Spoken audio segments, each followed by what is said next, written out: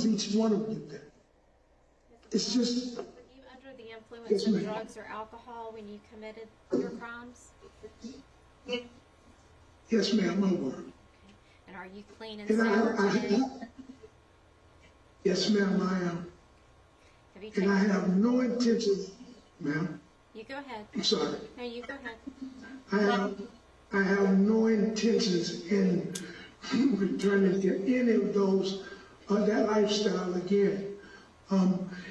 During my incarceration time, just recently, I've been under the throat cancer. I had throat cancer, and by the grace of God, it's been now in remission for about 11 years, 12 years now.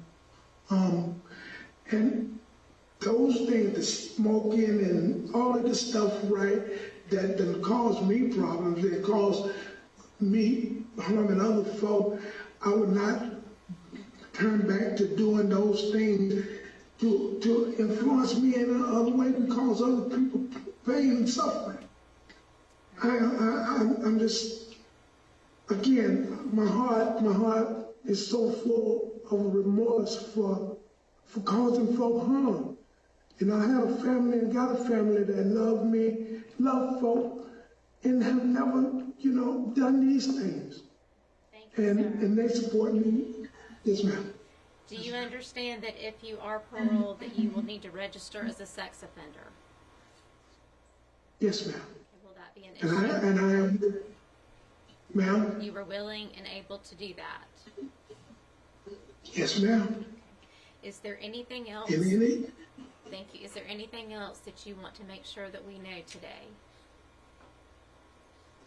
I want you all to know that under any stipulations among making parole or getting granted parole, under any stipulations that you all will have me to have to go through or whatever, I tend to live through it and do it. Like no other. I just want this chance. I need this chance. Thank you, sir. I plead to each and one of you. Are there any you, additional ma'am. questions from the board? I have one. Yes, ma'am. This is Mary. Good morning, sir. Yes, sir. You committed a crime twice at the same residence. Can you tell me why? I have no reasons why committing these crimes is just. I really don't know. I can't. That's a question that I can't answer. But just trying to make money, get money to support those habits that I was in at that particular time. All right. Thank you, sir. Thank you, Yes, Mr. Robinson. We certainly appreciate your time this morning. If you'll exit the room, sir, we will have an answer for you later today.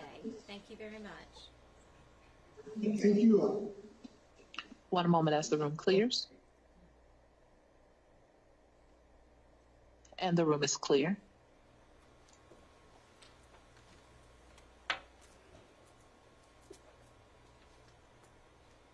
Mr. James Fitzgerald Robinson is denied parole. The vote is unanimous. Numbers 1, 2, 3, and 4. Thank you. Thank you. Our next case will be case number 6. Case number 6, Henry Bluer, and will be represented by attorney Michael Stover, who is present with him at the institution. One moment as they connect.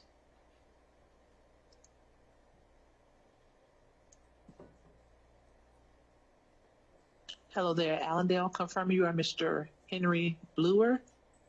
Yes, ma'am. There with you, we have attorney Michael Stover, correct? Yes, ma'am. Thank you both for joining. You're before the board. Please wait for the chairman to address you. Good morning, gentlemen. We hope you both are doing well this morning. Mr. Bluer, I want to let you know that we did receive the packet of information that was submitted to us, and we have reviewed it, so thank you very much for that. Mr. Stover, are you going to begin, or is your client going to begin? I'd like to begin, and I will try to be as brief as possible to reserve time for you guys to speak with Mr. Bluer this morning. Ready to begin if the board's ready to hear from me. Yes, sir, certainly. Okay. Thank you all again for your time. As mentioned, I'm going to try to be as brief as possible. As the board is aware, this is Henry's 9th hearing before the board. He is currently served 35 years of continuous incarceration. Henry has been incarcerated since he was 22 years old. And I'd like the board, if you could, to think back to when you were 22 and what kind of person you were, the things that you did, the things you enjoyed at 22, and compare that to the person you are, the things you do today, the things you enjoy doing today, and just understand that we all change over our lifetime, and Henry's no different. And the change that's occurred with him from 22 years ago to today has been rather immense. I know you've all reviewed his parole file. You've read the things that we submitted on his behalf to you. You understand that he did plead guilty to the crimes he's convicted of. He has consistently taken ownership of the things that he did, and he's consistently expressed remorse for the crimes that he committed. One thing that I would note that is absent from the parole package that we did have an opportunity to review today is that after he completed his GED, he went on to earn his high school diploma through a cooperative program that the Department of Corrections had with Somerville High School. And I do believe that the documents that show that is in the information packet that I submitted to you a few weeks back.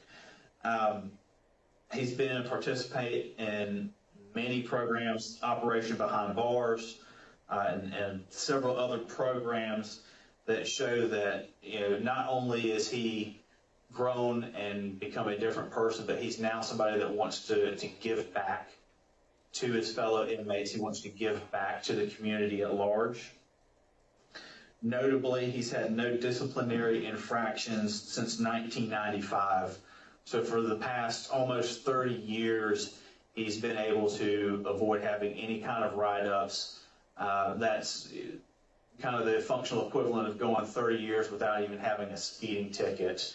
So obviously the factors that you guys consider, the respect for authority, the ability to keep himself out of trouble, he's shown that over the past 30 years during incarceration.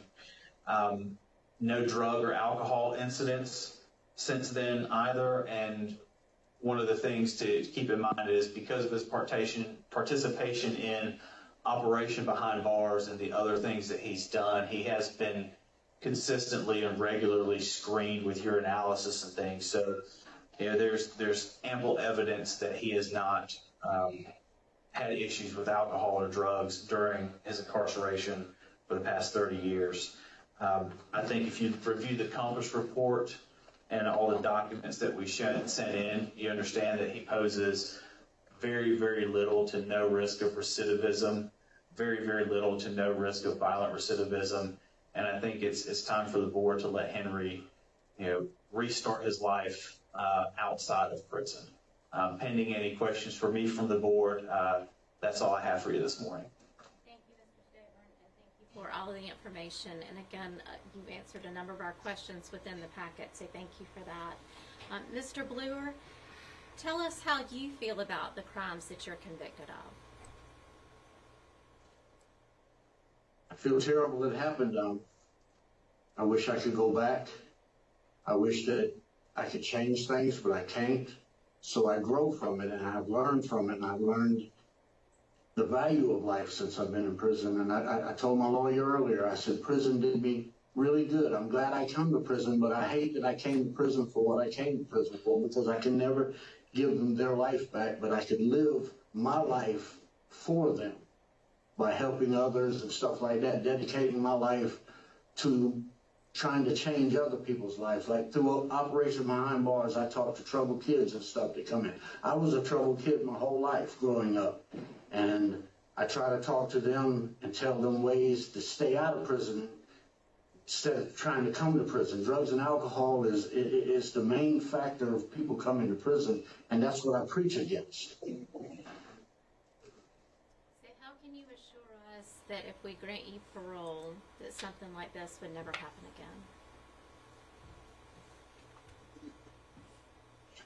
Because I'm not the same person that I was when I committed my crime. I'm not in the same mindset. I don't even have the same values that I had back then, the same perspectives. Everything in me has changed. I'm a totally different person than when I was on the street. Is your plan still to go to Jumpstart? Yes, ma'am. Okay. And beyond Jumpstart, what are your plans?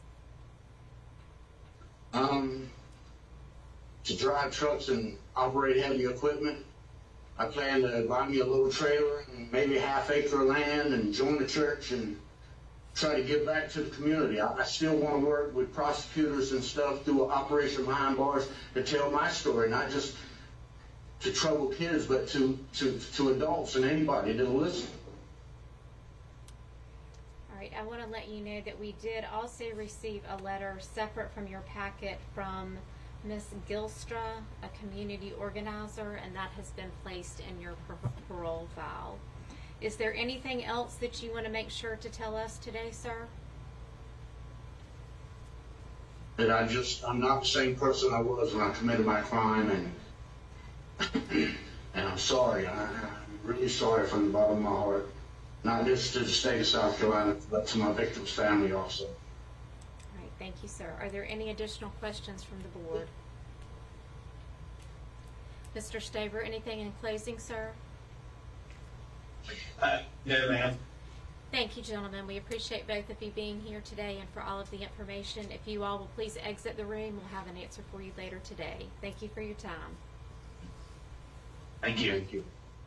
One moment as the room clears. And the room is clear. We have additional testimony facilitated by the Office of Victim Services. Yes, please wait as the victim joins by telephone.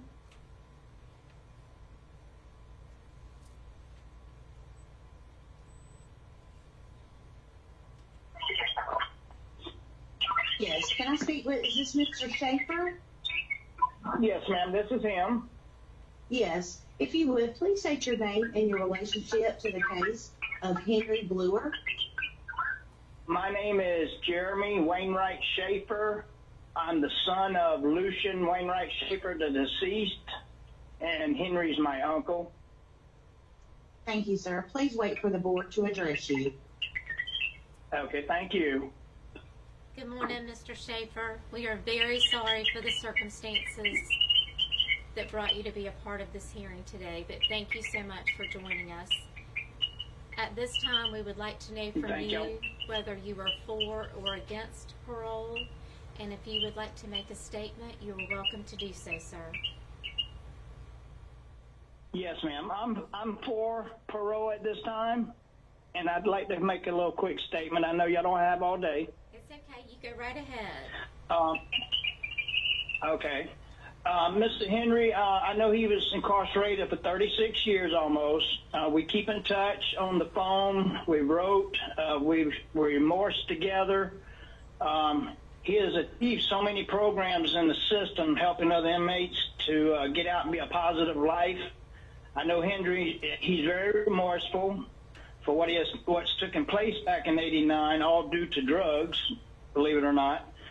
And I believe he's very forgiving, and we were raised to forgive. And I know my dad would want to give him a second chance also, you know, to better his life and get out. And I promised him that I would help him in any way I could if he was paroled.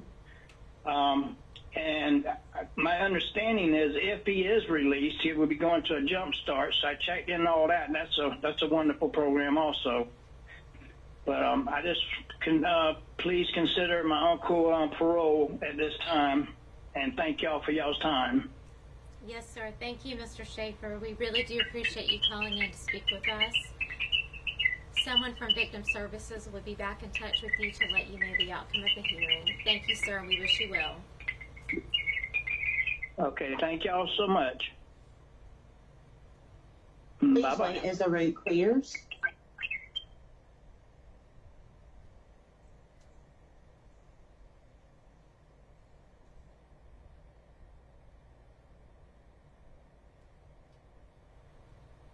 The room is clear.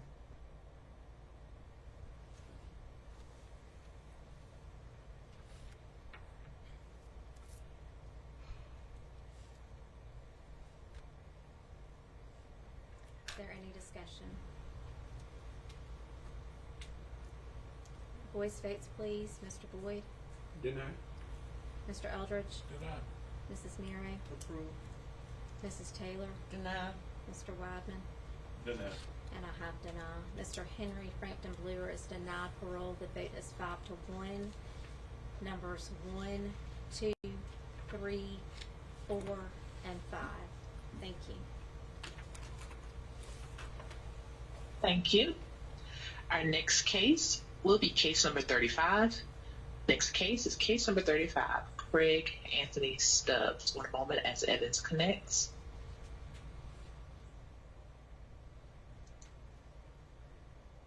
Hello there, Evans. Confirming you are Mr.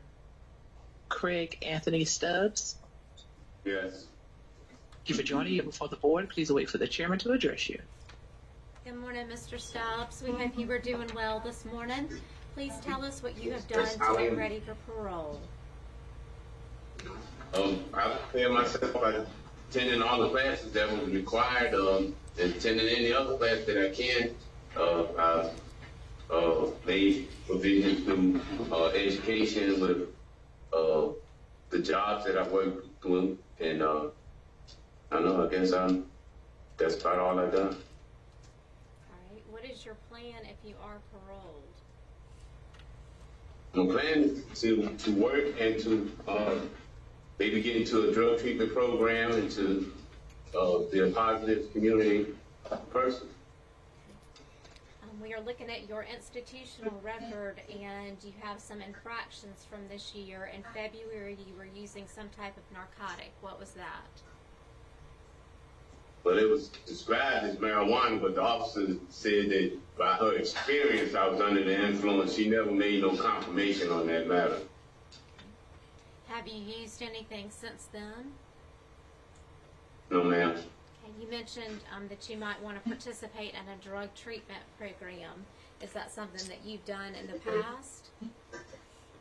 Yes, ma'am. Okay. I've completed a couple of classes for drug treatment. All right. If you could speak to your victims or their family, what, if anything, would you say to them at this point in your life? That I was young and foolish at the time that this crime was committed, and that my actions are no longer looked at, and I'm very truly sorry for the loss of the family. If I could change anything, I would. I've since learned to be a man and not a young boy that was doing foolish things.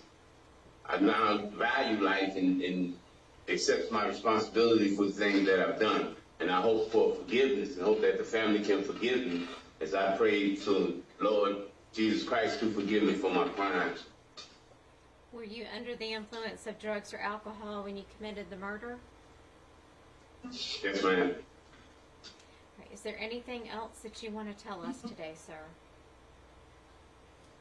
That I'm truly sorry for my past actions, and that I've learned that now to how to live, to be a man, and to survive, and try maybe pray that this committee would give me a second chance, if you provided for my co-defendant, to reform myself and to show you that I can be productive in society and do the right thing. I can make you proud by giving me a chance to show you that I would never commit any more crimes against any state or anywhere. And I wondered if this board realized that I've been asking for out-of-state parole, that I'm trying to get to a state that have more opportunities for people who've been convicted of crimes and crimes such as I have. They have programs down there that would help me to rehabilitate and to stay positive and to be accepted into society again and to dwell in a better environment and help me get better jobs and all. This program called Savannah Impact Program, I've been communicating with them, asking them for acceptance to their program, and they have a very high rate of not recidivism for inmates not to come back or, you know what I'm saying, re-offend. And I'd like to be a part of that program. All right, thank you, sir. Are there any additional questions from the board?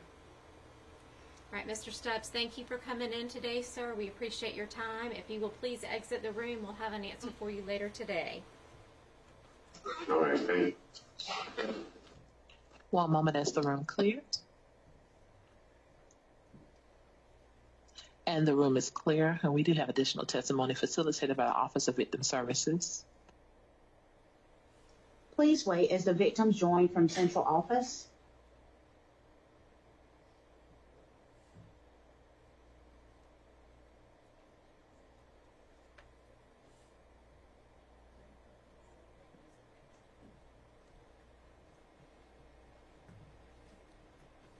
Good morning.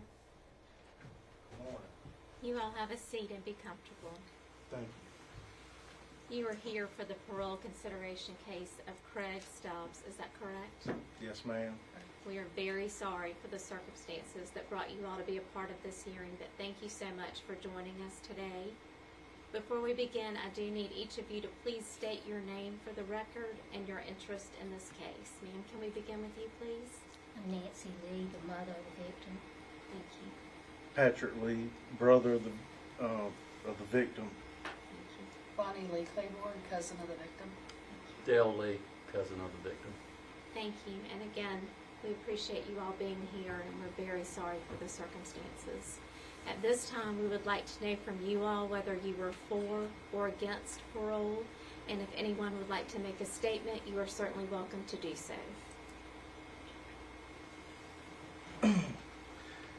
I'll attempt to be brief and save you all time for the much long day you probably have of doing more of these.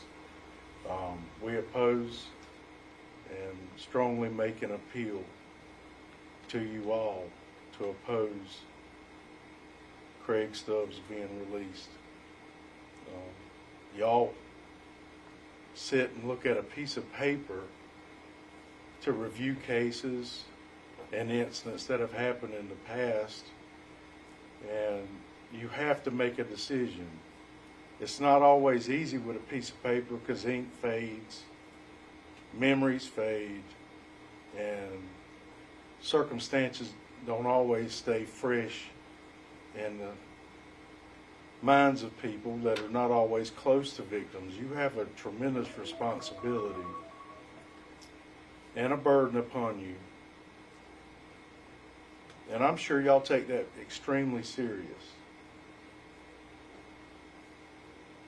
But I would also ask you to please maintain the fire that is within you all to continue to do the justice to the cases that need to be overseen and the right decisions made.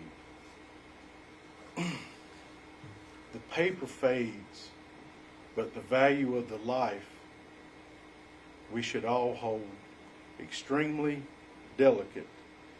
The measure of a life itself is why justice was actually constructed, and that we must value it. It's not an easy decision for some of y'all, I'm sure sometimes, but we must think that this was my brother was a young man, 18, 19 years old.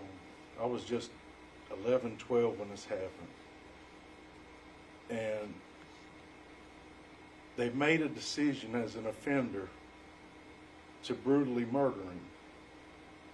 Tied him up, shot him 4 times in the back of the head was not a mistake.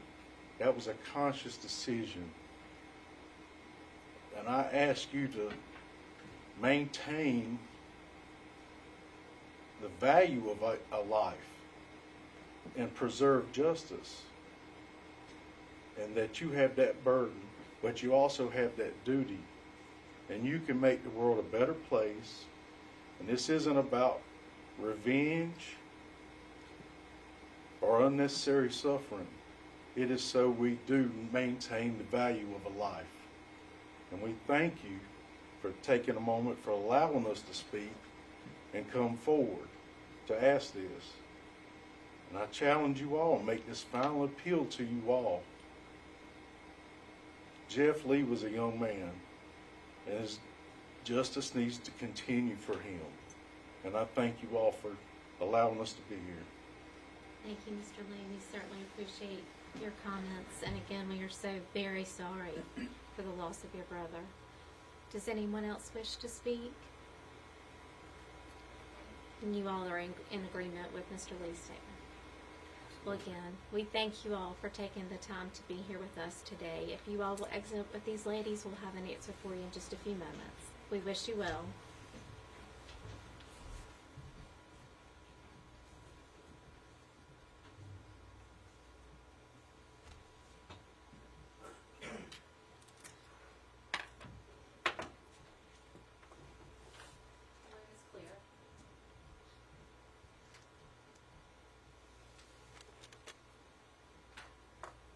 Mr. Craig Anthony Stubbs is denied parole. The vote is unanimous.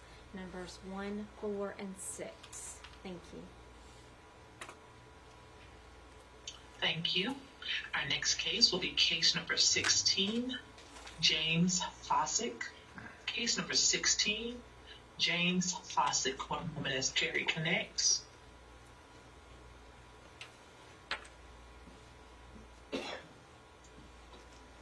Hello there, Perry. Confirm you are Mr. James Donald Fossick. Yes, ma'am. Thank you for joining you before the board. Please wait for the chairman to address you.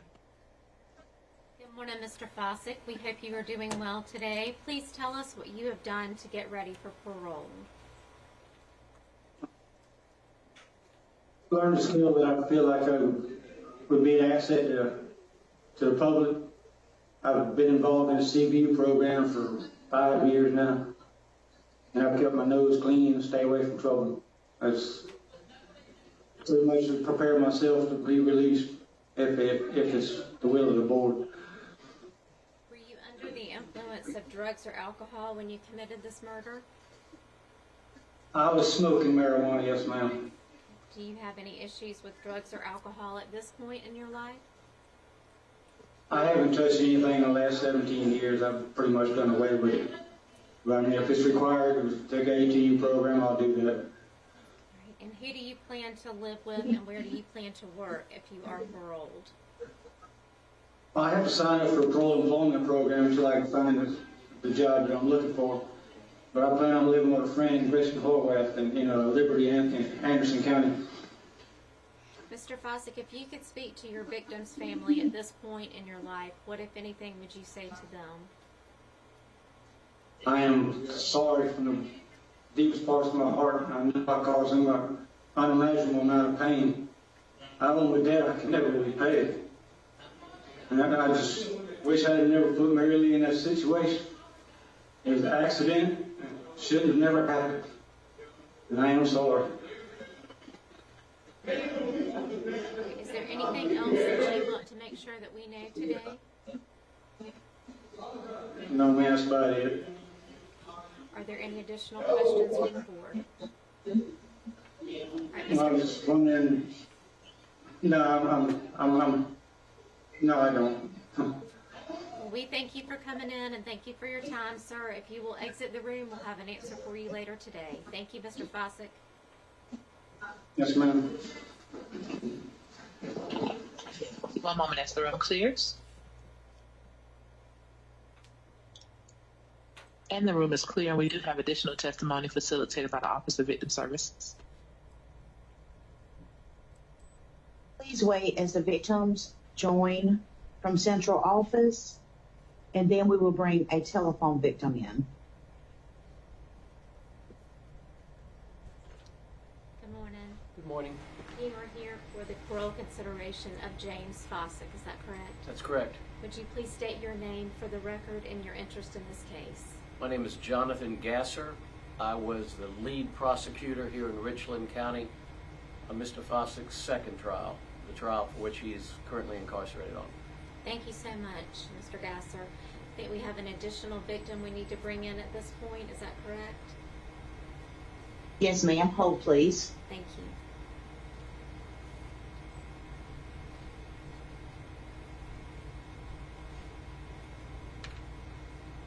Yes. Mr. and Mrs. Witten? It's Mrs. Witten and son Jeff. Thank you, ma'am. I apologize. Please state your That's name. fine. If you could, but My name- state your name and relationship to the case of James Fossick. My name is Sandra Witten, and Lee was my daughter. Thank you, ma'am. And also, if your son. Do you need for him to tell you? Yes, ma'am, please. Okay. Hello? Yes. Please Yes. state your name and relationship to the case of James Fossick. Okay. Yes, ma'am. My name is Jeff Witten, and I'm Lee's brother. Thank you. Please wait for the board to address you. Okay, thank you. Good morning to the Wittens. I want to let you know that we do have Mr. Gasser here with us in central office. Thank you for joining us by phone. We are very, very sorry for the circumstances that brought all of you to be a part of this hearing today, but we certainly appreciate you joining us. Ms. Witten, do you want to begin, or would you Thank like you. Mr. Gasser to go first? Mr. Gasser could go first. Yes. And thank you, Johnny.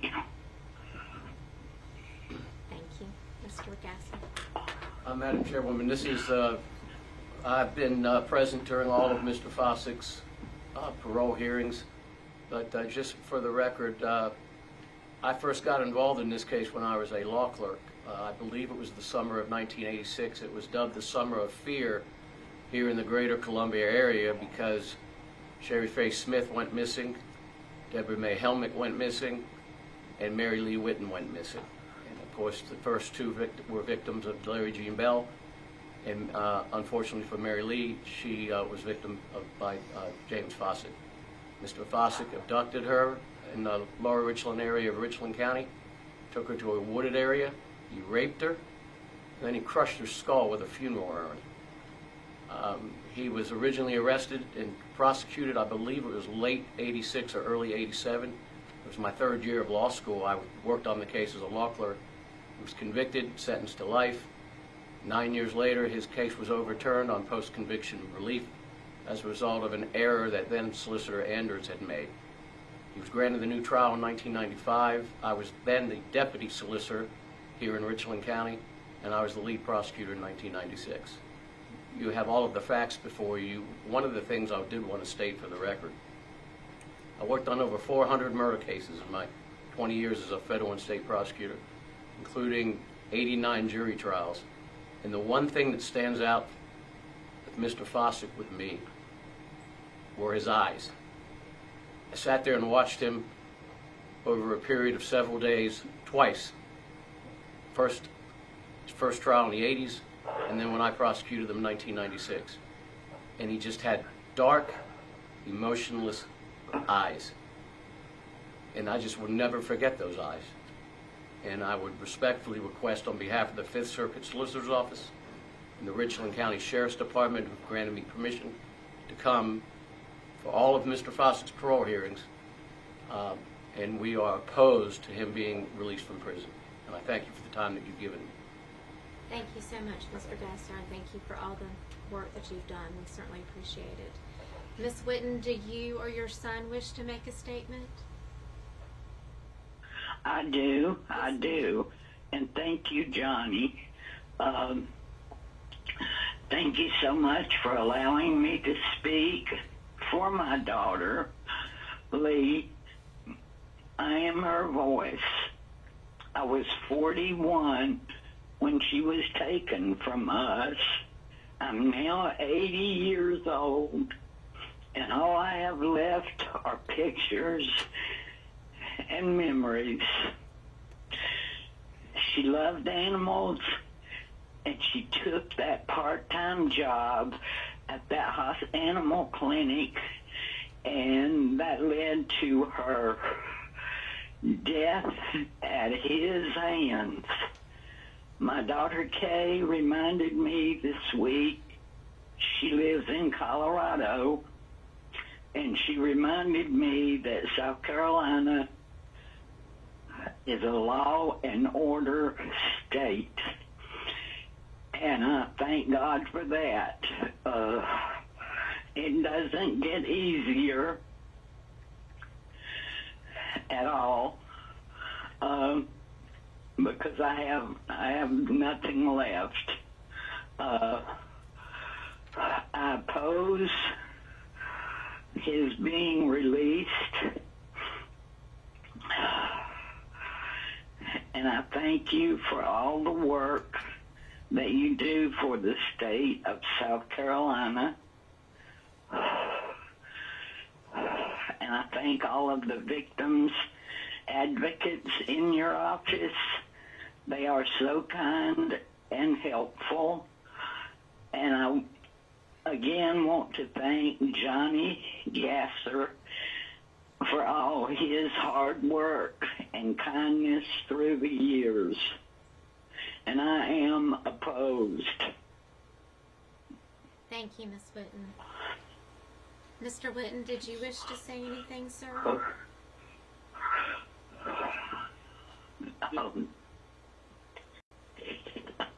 Yes, ma'am. I'd just like to say that I'm opposed, and also to thank you and Mr. Gasser for what y'all do. I appreciate it.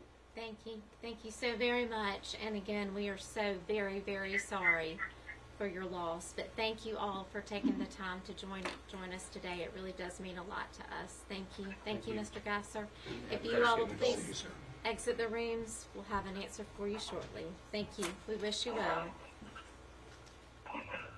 Thank you. Wait for the room to clear. The room is clear.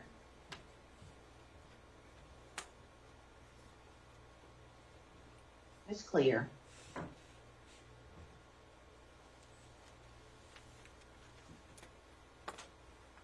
Mr. James Donald Fossick is denied parole. The vote is unanimous, numbers 1 and 2. Thank you. Thank you. Our next case will be case number 11. Case number 11, Billy Clanton. One moment as water reconnects.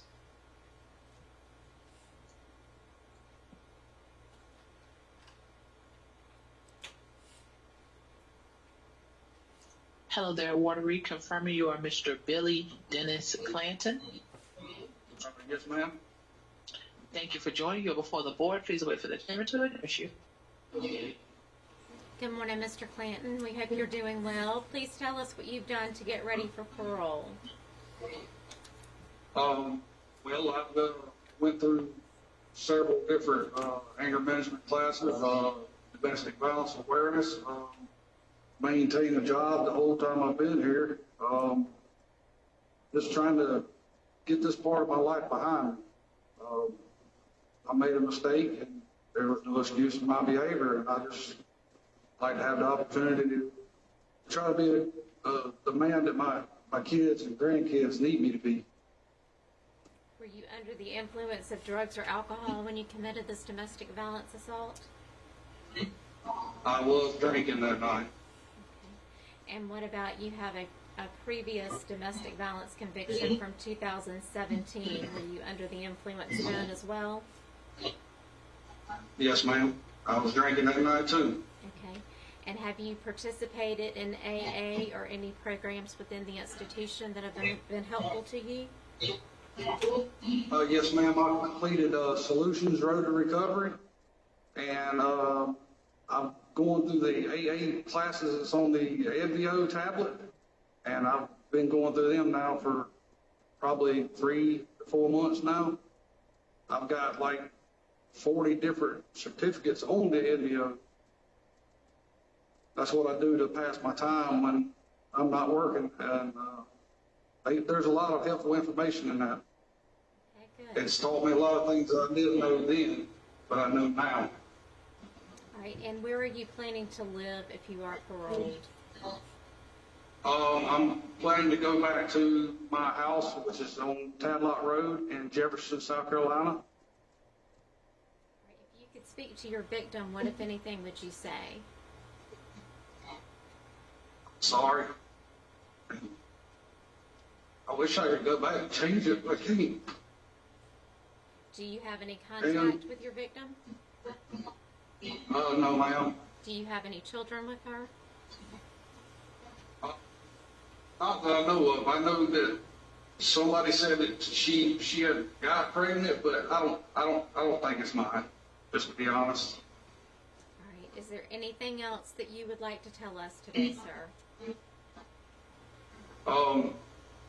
I would just like to have the opportunity to go back out and become a productive member of society, because before I got locked up, I was working 6 days a week, and I made a bad decision, and I know now what not to do, and that the answer ain't in that bottle.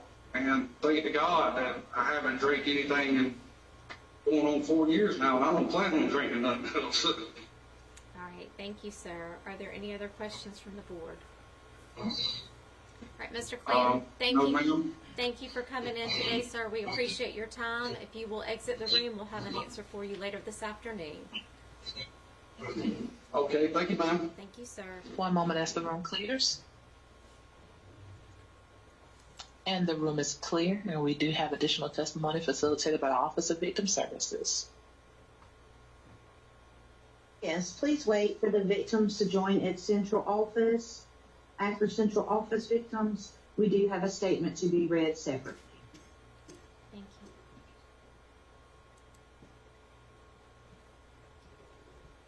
you. Good morning.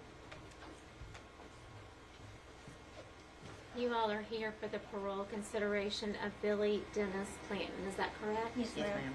We are very sorry for the circumstances that brought y'all to be a part of this hearing today, but thank you so much for joining us. Before we begin, I do need each of you to please state your name for the record and your interest in this case. Can we begin with you? Dixie D's ex-stepdaughter. Melissa Schimber, ex-wife. Ladies and gentlemen, we appreciate you being here, and we're very sorry for the circumstances. At this time, we would like to know from you all whether you are for or against parole, and if either of you wishes to make a statement, you're certainly welcome to do so. Against. It's not necessary, but if you'd like to say anything else, you're welcome to, but you certainly don't have to. Well, thank you for being here, and again, we are very, very sorry for the circumstances, but we wish you both the very best. If you'll exit with these ladies, we'll have an answer for you in just a moment. Okay, Thank you so much.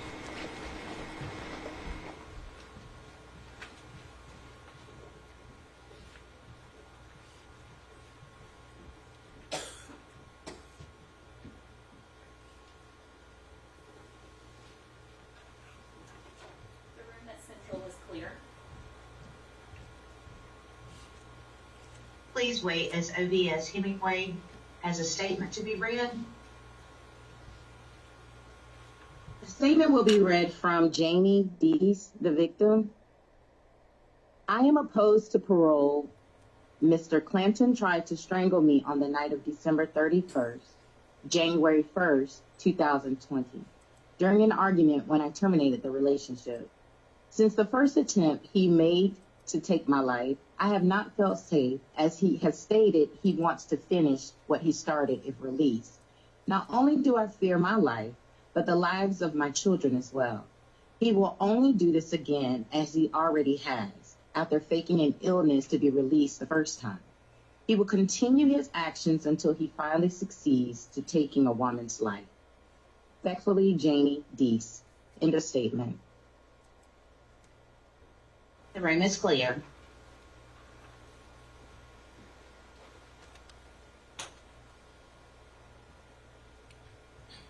Mr. Billy Dennis Clanton is denied parole. The vote is unanimous, numbers 1, 2, and 4. Thank you. Thank you. The time now is 10:30 a.m.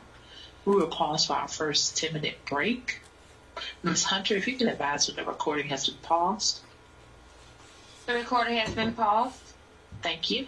See you guys back in 10 minutes. Thank you. Thanks.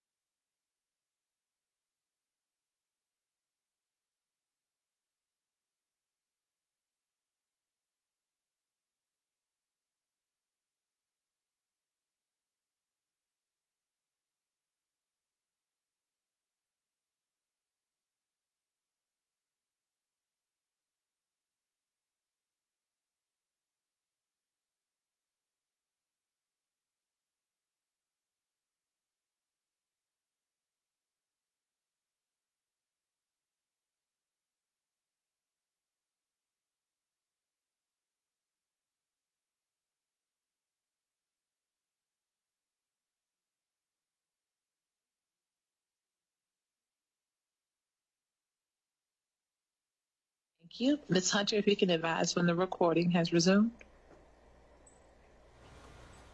The recording has resumed. Thank you. It's 10:45 a.m. We're resuming our hearings. We're heading to Goodman for case number 14, Danica Felder. Case number 14, Danica Felder, and she has supporters. One moment as both parties connect.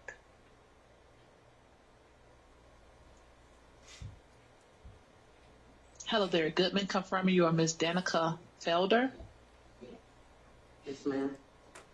Thank you. And there at the support site, confirming you are here in support of Ms. Felder. Can you all verbally advise you are in support of Ms. Felder? Yes. Thank you for joining you before the board. Please wait for the chairman to address you.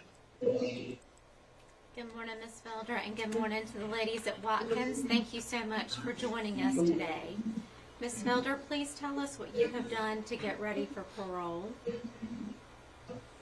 I took classes, a lot of self-meditating and going to church and just getting myself together to get parole and going up for trying for housing and putting in applications for halfway house.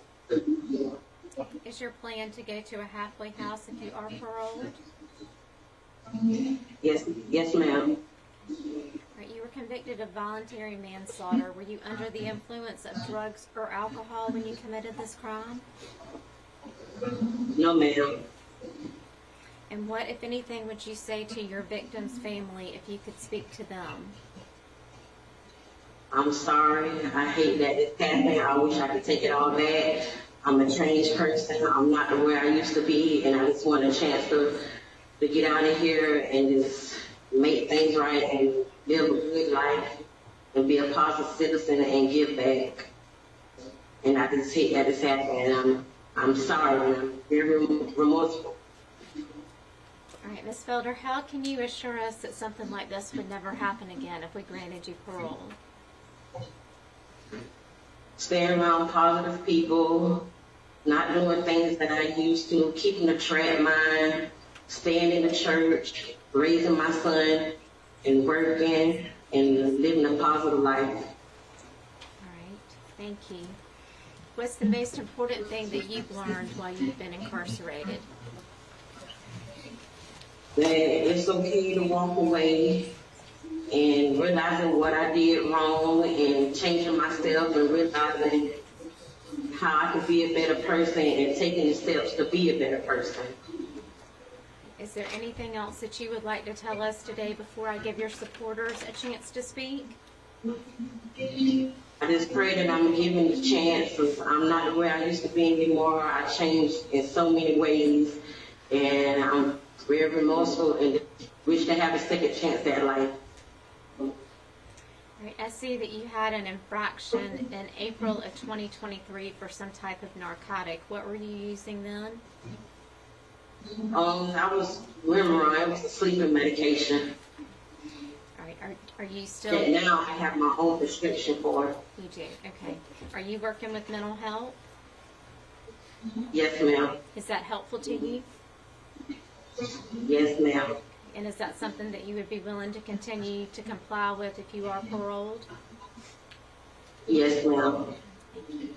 All right, ladies at Watkins, I need each of you to please state your name for the record and your relationship to Ms. Felder, please.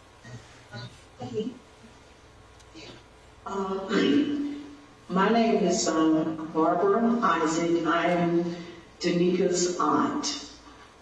Thank you, Ms. Isaac. And the other lady? My name is Cindy Felder, and I'm Danica's mother. Thank you, Ms. Felder. We appreciate both of you ladies being here to support her today.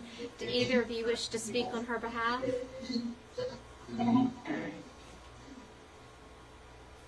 Didn't understand the question. I just said, would either of you like to speak on behalf of Ms. Felder?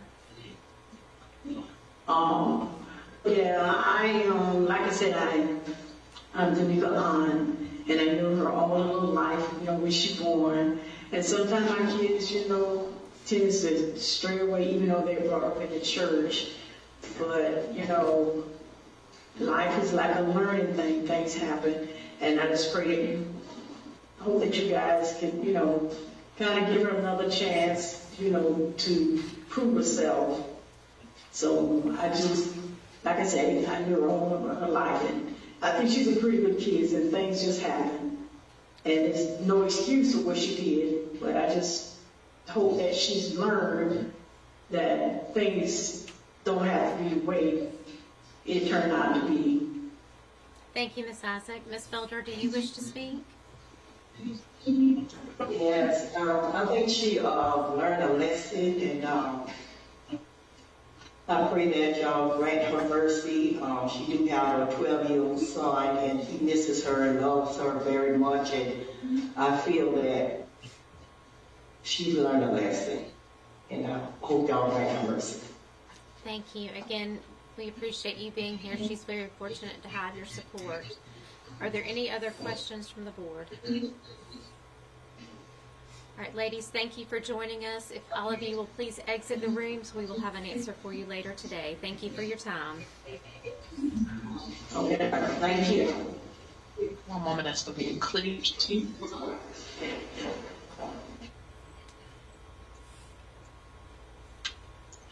And the room is clear.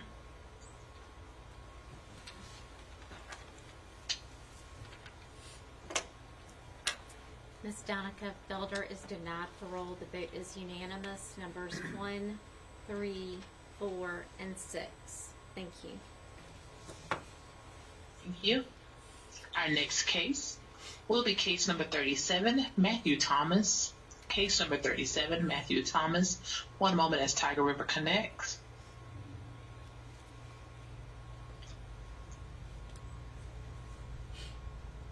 Hello there, Tiger River. Confirming you are Mr. Matthew Randall Thomas.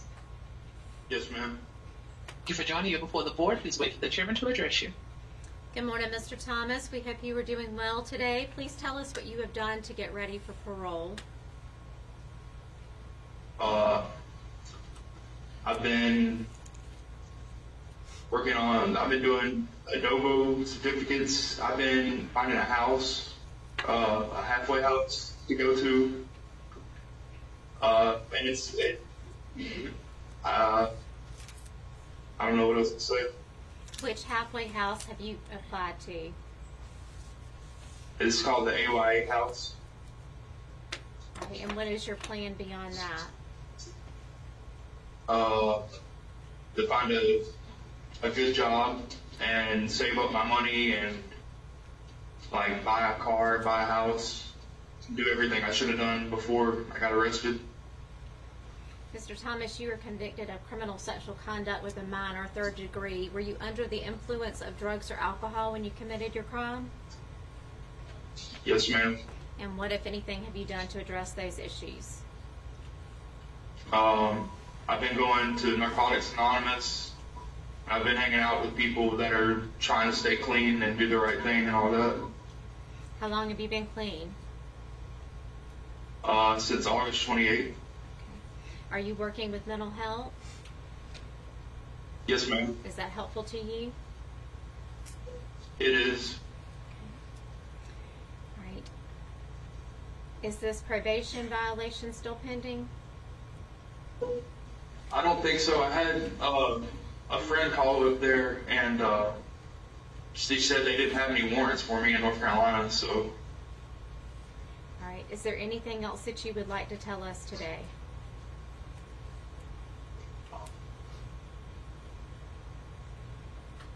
Just, regardless if I make it or not, I'm improving myself, so that's it. Do you understand that you will need to register as a sex offender if you are granted parole or when you max out your sentence? Yes, ma'am. We thank you for coming in, Mr. Thomas. Are there any additional questions from the board?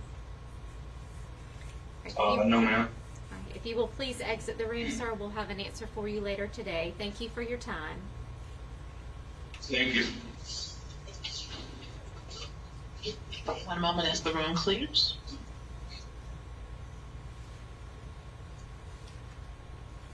And the room is clear, and we do have additional testimony facilitated by the Office of Victim Services. Please wait as we have the victims join from Central Office and also Anderson Remote Office.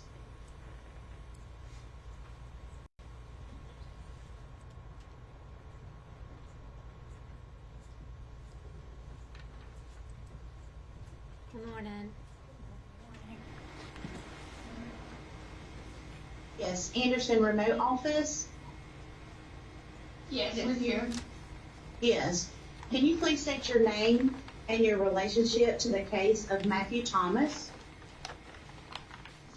I'm Carmen Jensen, and I'm the mother of one of the victims. Joanne Jensen, I'm one of the victims. Thank you both. Please wait for the board to address you. Thank you, ladies. We do have two other people here in central office. Ladies, I need you to please state your name for the record and your interest in this case. My name's Rebecca Reed, and I'm the mother of the victim. My name's Kaylee Dupree, and I'm the older sister of the victim. Thank you all so very much for being here with us today. We are so very, very sorry for the circumstances that brought you to be a part of this hearing, but we certainly appreciate you joining us. We do have the facts of the offense, and we've heard from Mr. Thomas. At this time, we'd like to hear from you all whether you are for or against parole, and if anyone would like to make a statement, you are certainly welcome to do so. Would you all like to begin here in Central, or the folks at the satellite office in Anderson? Who would like to start? I can start. Okay. Thank you, ma'am. Again, I'm Rebecca Reed. I'm the mother of the victim, Chloe Dupree. I'm here today. I wrote what I was going to say because I didn't want to forget it. To express my extreme opposition to the parole of Matthew Thomas. On October 5th, 2021, he committed a horrific sexual assault against my daughter, Chloe. This crime committed in front of 11-year-old Bella has had a devastating and irreversible impact on both Chloe and Bella's lives. Chloe has endured severe trauma, including multiple suicide attempts, one of which left her in ICU. She's been in and out of mental institutions. Bella, who witnessed the assault, has also been deeply affected, experiencing her own emotional and psychological trauma. Our bond with Chloe as a family has been deeply damaged, and I'm deeply concerned about her future as well as the lasting effects on Bella. I want the parole board to know that I don't have a hate for Matthew Thomas. I've known Matthew Thomas since he was 12 years old. When he was a troubled teen, I took him in and I tried to help him before my children were born. And despite my best efforts to guide him, he continued to struggle. Matthew was in the hospital the day Chloe was born. So it's with a heavy heart that I have to be here today before you. More recently, he came to Myrtle Beach seeking my support in sobriety. His attempts at sobriety were inconsistent, and with one period lasting up to a year, but ultimately he was unable to maintain it. The assault happened with Chloe while she was babysitting a friend's dog with her younger friend Bella. Matthew Thomas showed up at the house.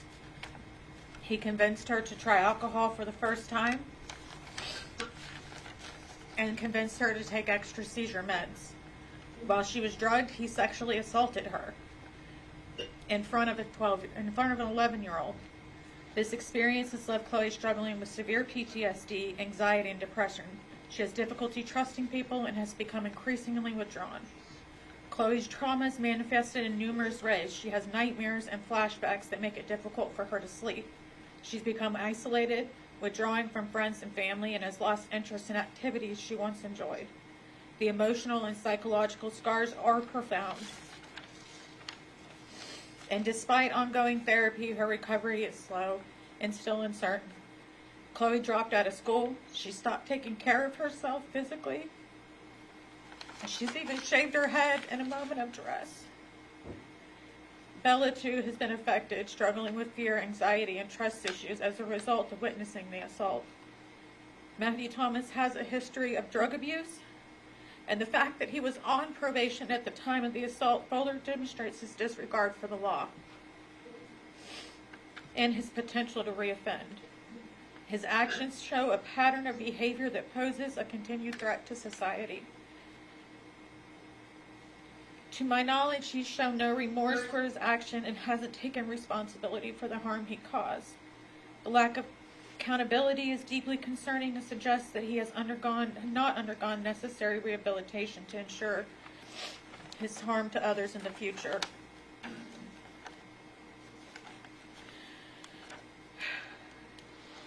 His inability to maintain sobriety, even with support, and his history of violating probation continues to highlight his disregard for legal boundaries and societal norms.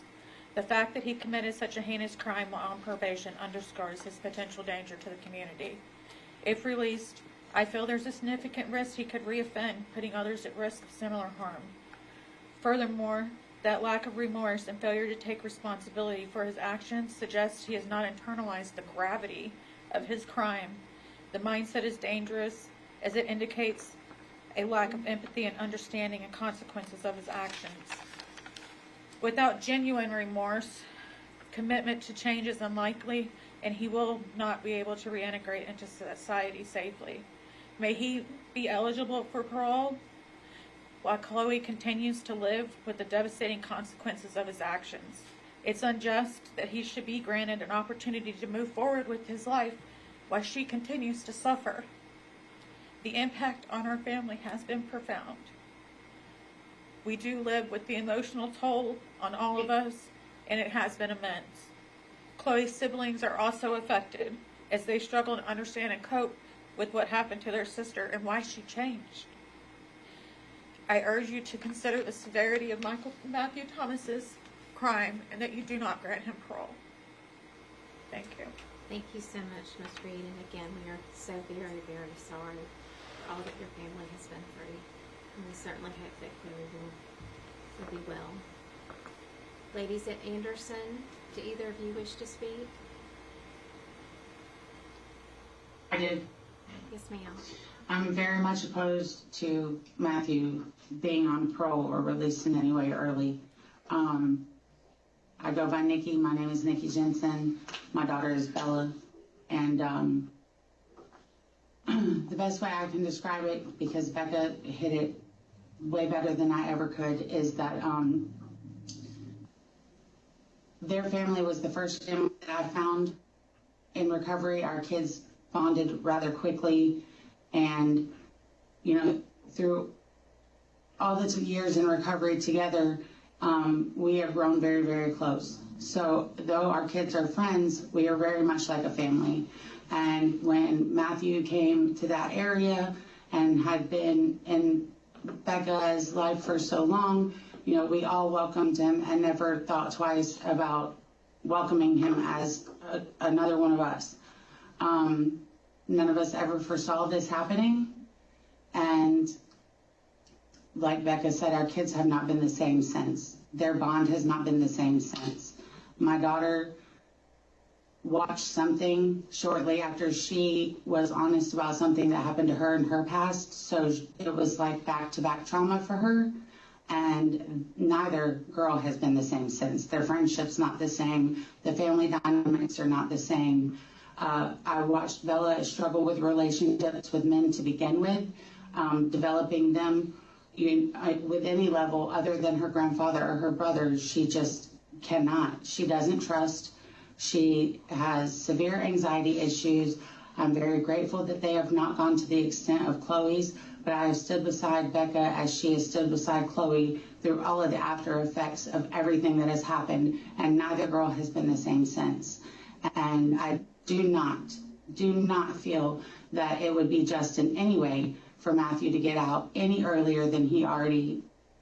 I'm sorry, but I personally did not think that the time he was given was enough. So to get out early would just be horrific to me.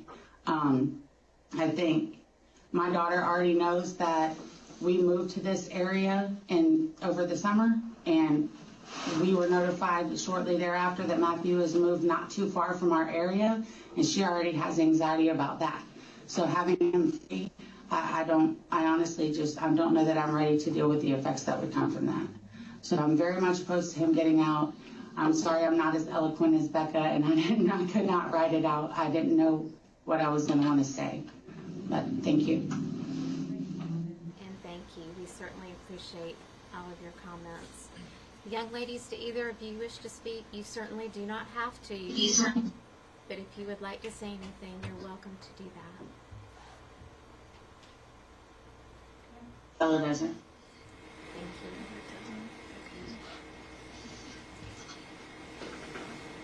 It's okay if you don't want to speak. Yeah, I know. I know it's okay. I would like to. Okay.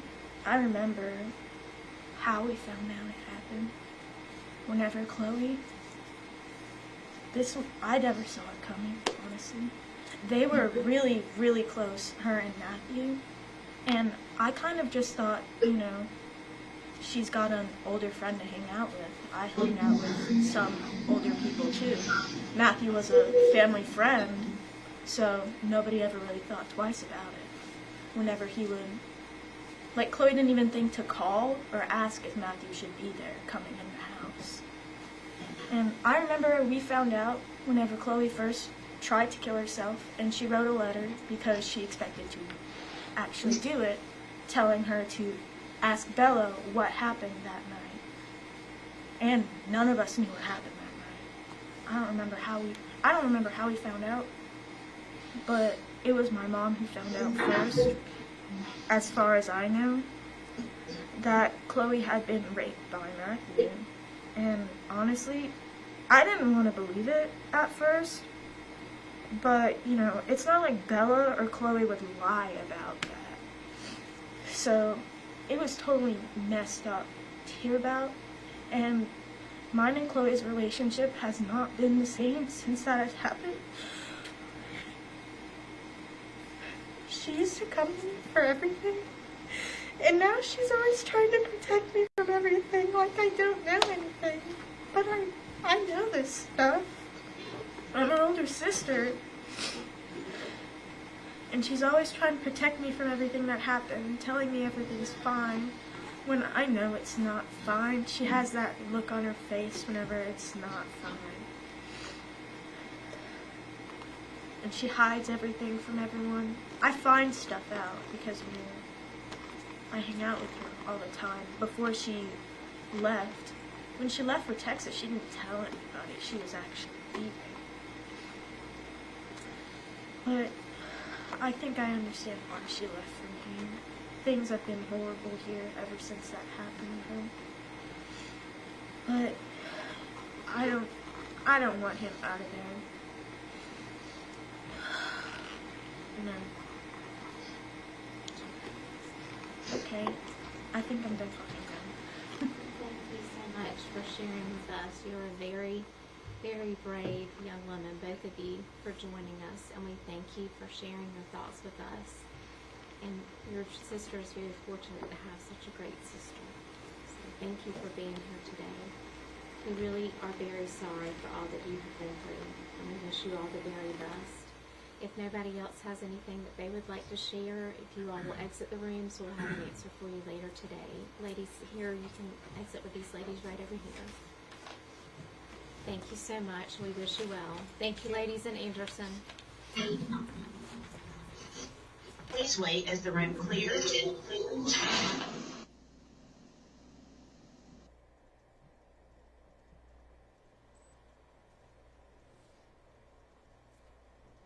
Anderson remote site is clear. The room at Central is clear.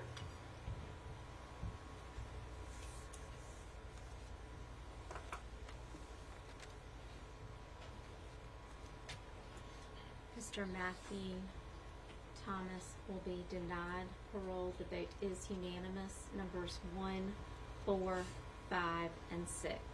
Thank you. Thank you. Our next case will be case number 7, James Bruton Jr.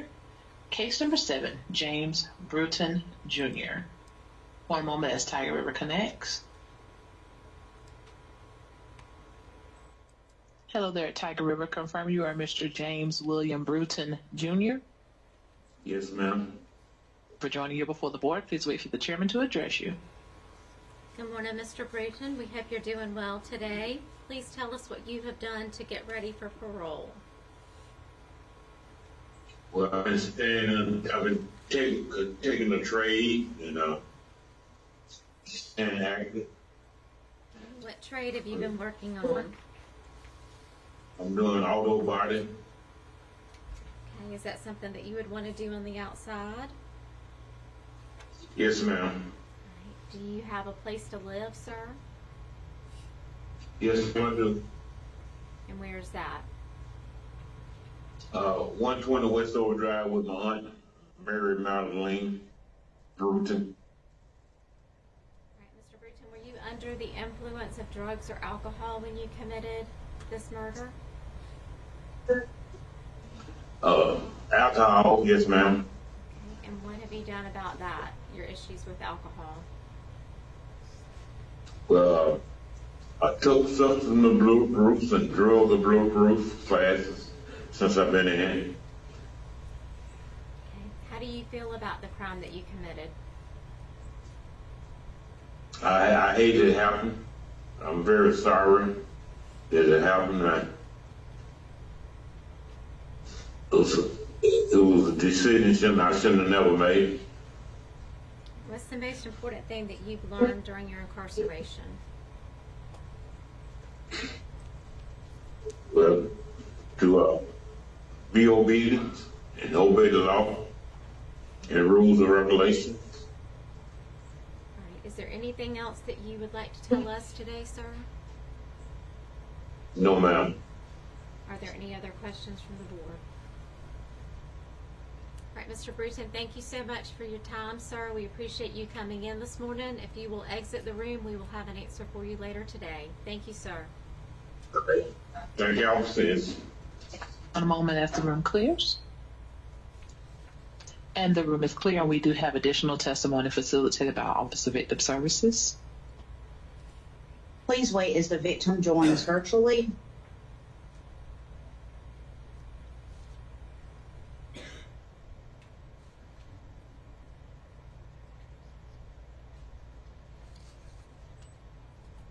Lieutenant Harwell? Yes. Yes, good morning. Please state your name and your relationship to the case of James Brewington. Yes, my name is Lieutenant Doug Harwell. I'm with the Spartanburg Police Department, and I oppose parole for Mr. Brewington. All right. Please wait for the board to address you, sir. Good morning, Lieutenant Harwell. We hope you are doing well this morning. Thank you so much for joining us. At this time, we would like to know if you are opposed to parole or if you are in favor, and if you'd like to make any additional statement, you are certainly welcome to do so.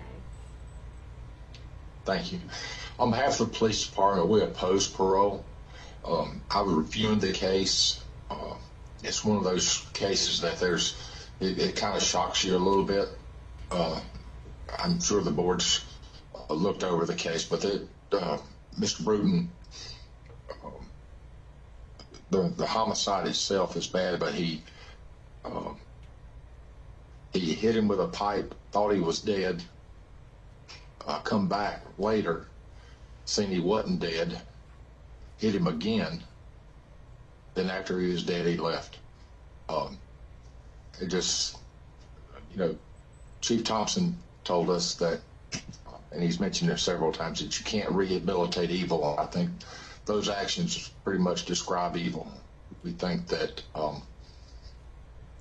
he rightly deserves the sentence he got, and we just asked the parole board to let him continue serving the sentence that he earned. Thank you, Lieutenant Harwell. We appreciate your time and your comments, sir. Someone from Victim Services will be back in touch with you shortly to let you know the outcome of the hearing. Thank you for your time, sir. Thank you very much. Please wait as the room clears. And the room is clear.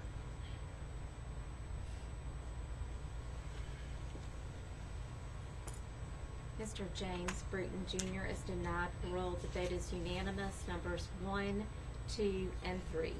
Thank you. Thank you. Our next case will be case number 39, Charles Tyson. Case number 39, Charles Tyson. And he does have supporters. One moment as both parties connect.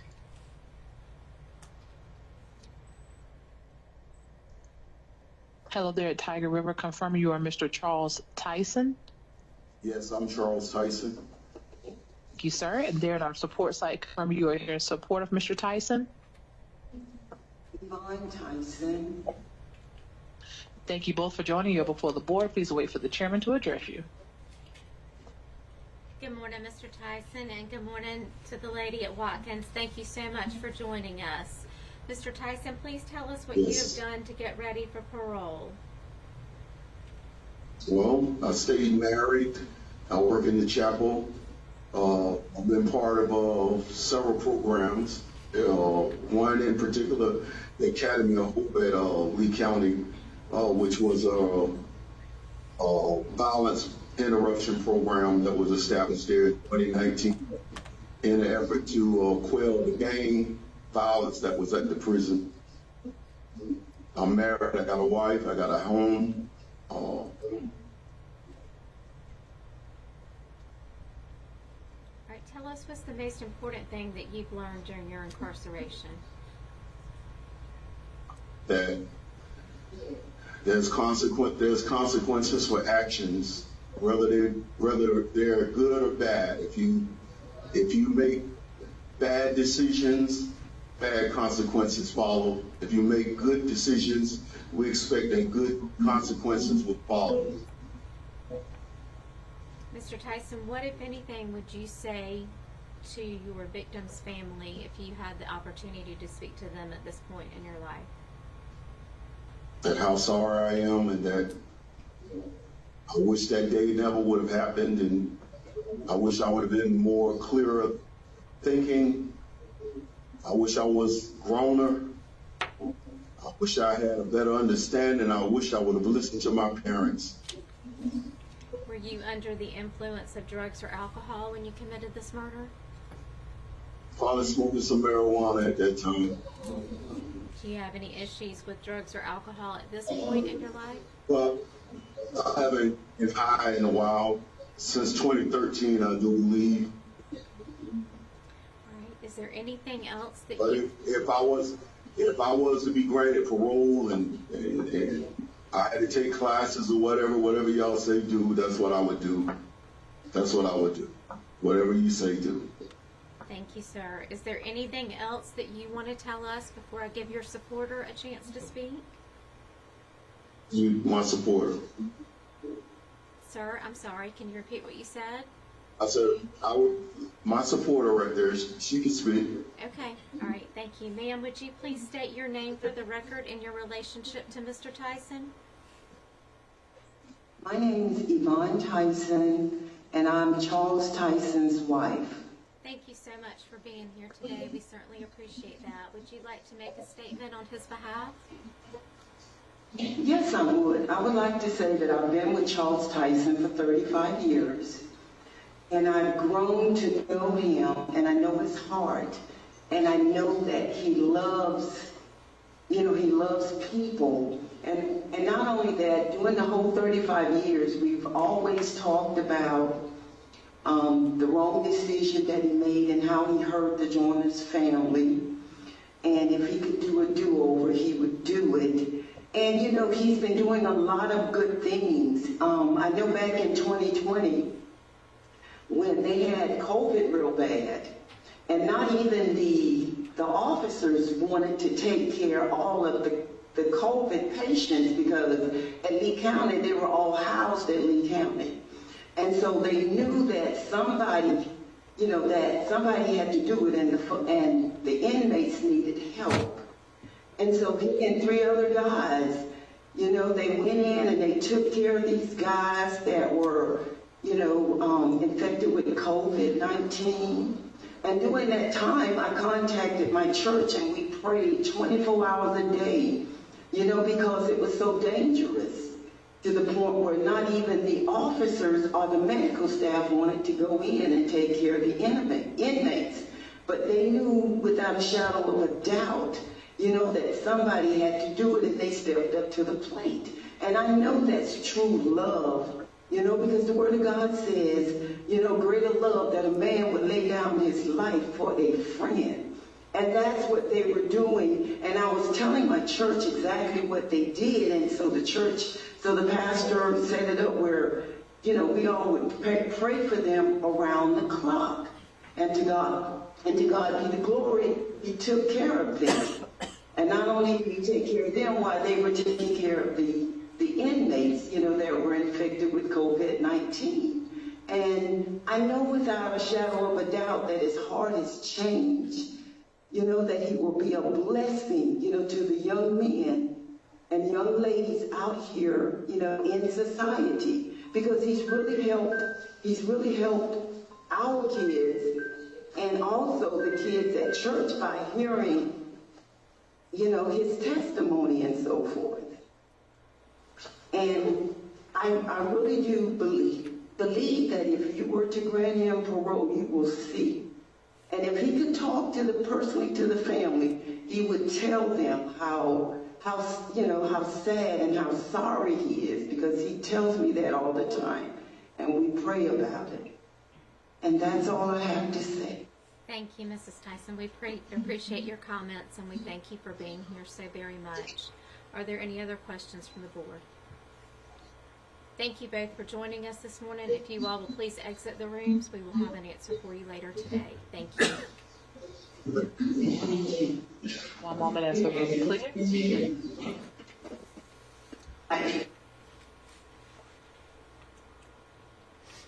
And the room is clear, and we do have additional testimony facilitated by the Office of Victim Services. Please wait as the victim joins virtually.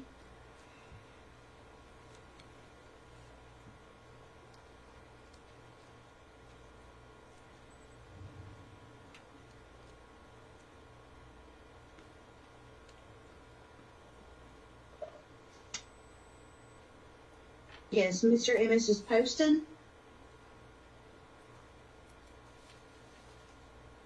I'm sorry, sir, we can't hear you.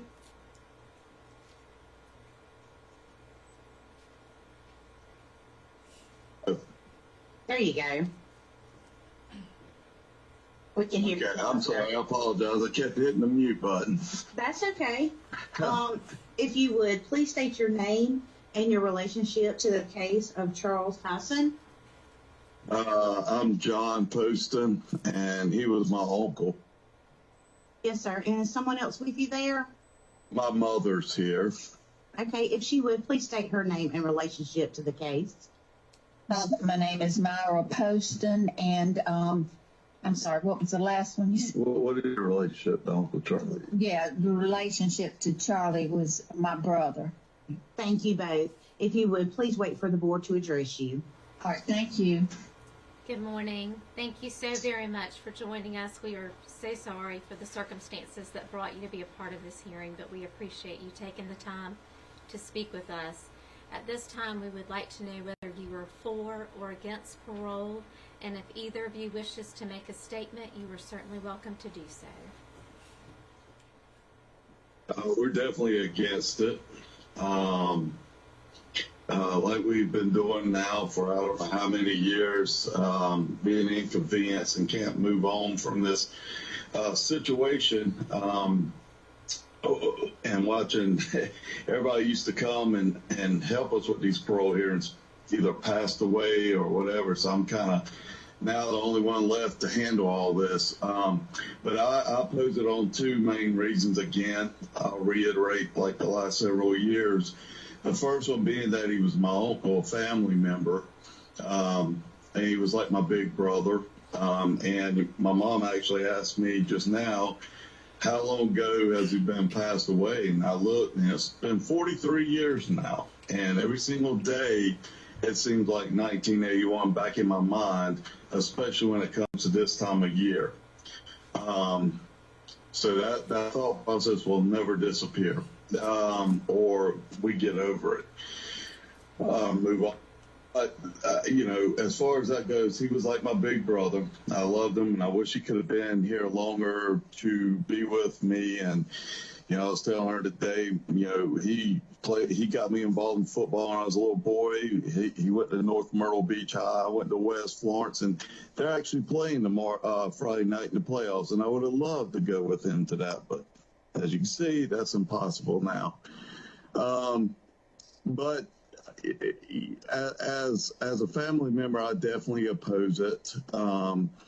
As a law enforcement officer that's been retired now 25 years and provides security for under a proprietary license under SLED for a church/school, I definitely oppose it from that perspective, mainly because this guy supposedly had robbed my uncle one time already, then robbed him again, and the second time he ended up killing him, shooting him twice. And if that wasn't even bad enough, he decides to shoot at a law enforcement officer that was responding to the scene. I take that very personally on a number of reasons. And based on his past history, there's not been not one time have I listened to the tapes or anything where he comes out and just, says he's sorry, or, he doesn't repent. He doesn't say anything to us or apologize for his behavior or ask for forgiveness. It's more or less, hey, I'm a changed man. I'm a Christian. I sing. I got married, blah, blah, blah, and all that. So it's like he hasn't changed one bit, in my opinion.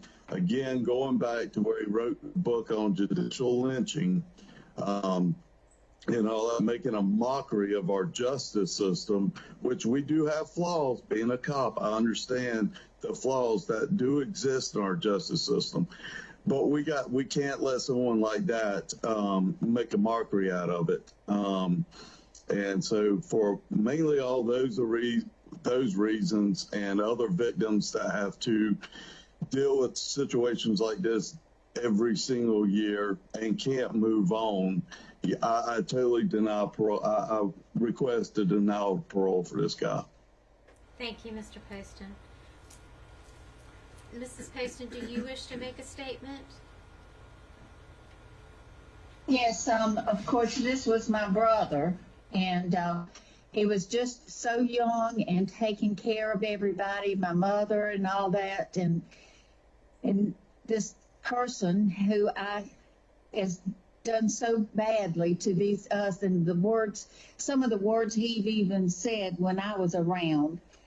So I just definitely do not want him to be released out into the wild earth, I guess you want to say. But yes, I definitely deny that.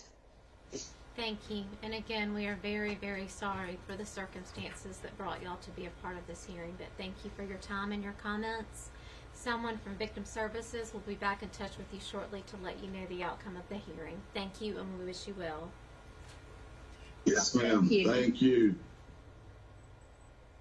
Please wait as the room clears.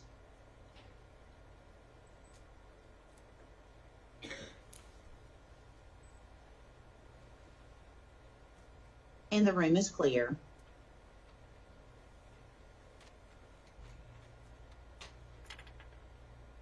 Mr. Charles Tyson is denied parole. The vote is unanimous. Numbers 1, 3, and 6.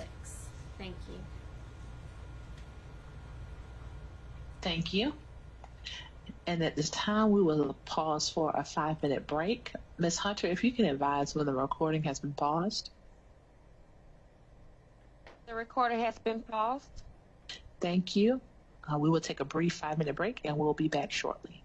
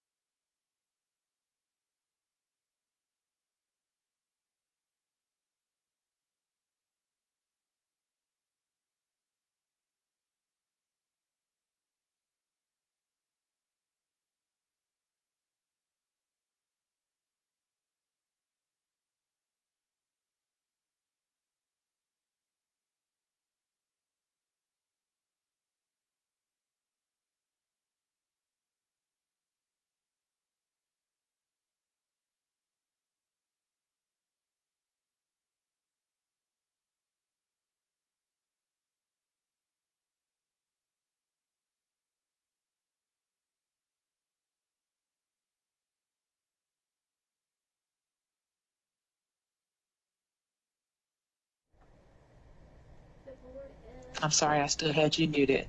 My apologies. The board is, I just need to confirm there is some other conversation. Is everything? Okay, yes ma'am, we are ready. Thank you. Thank you so much.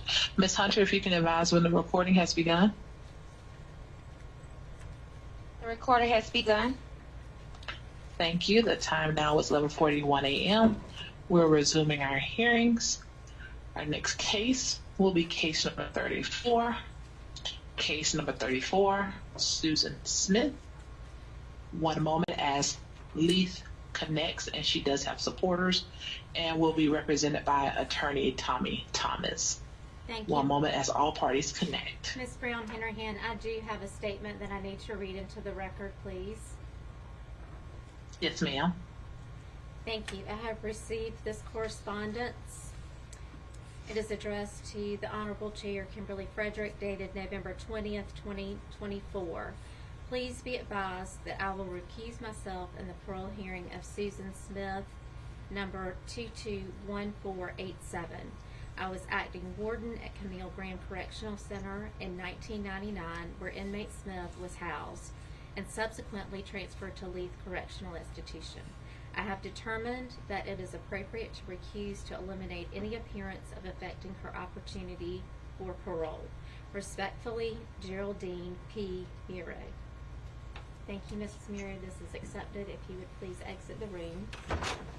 Thank you.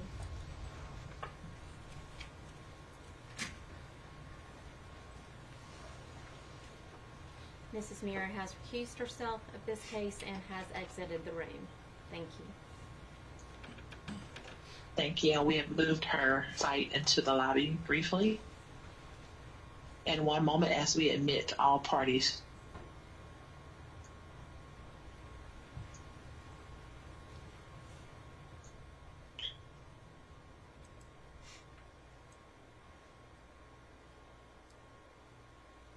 There at Leith, ma'am, confirming you are Miss Susan Smith. Yes, ma'am. Thank you. And attorney Tommy Thomas, are you able to hear us? Yes, ma'am, I am. Thank you. And there at the support site, confirm you are here in support of Miss Susan Smith. They're asking, can you hear? Yes, we can hear. And you're here in support of Miss Smith? Yes, ma'am. Thank you all for joining. You are before the board. Please await for the chairman to address you. Good morning, Ms. Smith. Good morning, Mr. Thomas. And good morning to the folks at Watkins. Thank you all for being here with us today. We hope everyone is doing well. Ms. Smith, I want you to know that we have received the packet of information that Mr. Thomas's office provided to us on your behalf, and we have reviewed that packet. So thank you for submitting that in advance of this hearing today. Mr. Thomas, are you going to begin, or is your client going to begin? Yes, ma'am, I'll be glad to begin. Yes, sir. Members of the board, good morning. This is Susan Smith's parole hearing. This has probably been one of the most difficult cases that I have had to put together for a parole presentation. Just lots of different factors to consider. She's been convicted of murder, of course. She has served 30 years, and she was 23 at the time that this incident occurred. She was sentenced to life with the eligibility of parole, so that's why she is here today. I'm not really going to speak much about the crime. There are some things that I want to cover, and that's not out of disrespect. We were very concerned about that. Today is Susan's parole hearing, and so today is going to be about Susan, and I want to make sure that the things that are important not only to her but to this hearing, this board, are presented, and I want to thank you in advance for your time to listen to everything. This story is really a mental health story. Some of this stuff, I've known Susan for a couple of years, and we've been working on this case. One of the things when I first met her was, of course, trying to kind of figure out some rhyme or reason as to, how these things have happened, and was able to find and have someone come to see her on a routine basis for counseling, and also to try to help her, through the daily things with Department of Corrections. As a result, that's kind of what I came to the conclusion was it is a mental health story. It's about the dangers of untreated mental health. It is about the lack of insight, the lack of diagnosis into mental health, and it's about stigmas, old stigmas. Of course, I'm 68 years old. I remember those.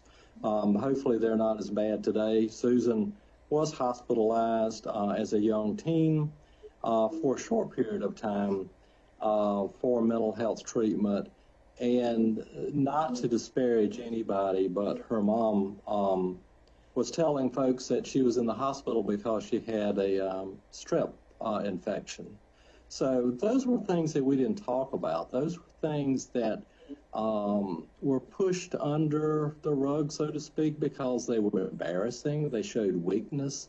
I don't know what they showed, but they showed up and culminated in Susan as a result of a day that all of this came together and produced some horrendous results. So I think it's important to Susan, if anything comes out of this hearing, it's that people understand there's nothing to be ashamed of. There's nothing and no reason not to reach out and seek treatment.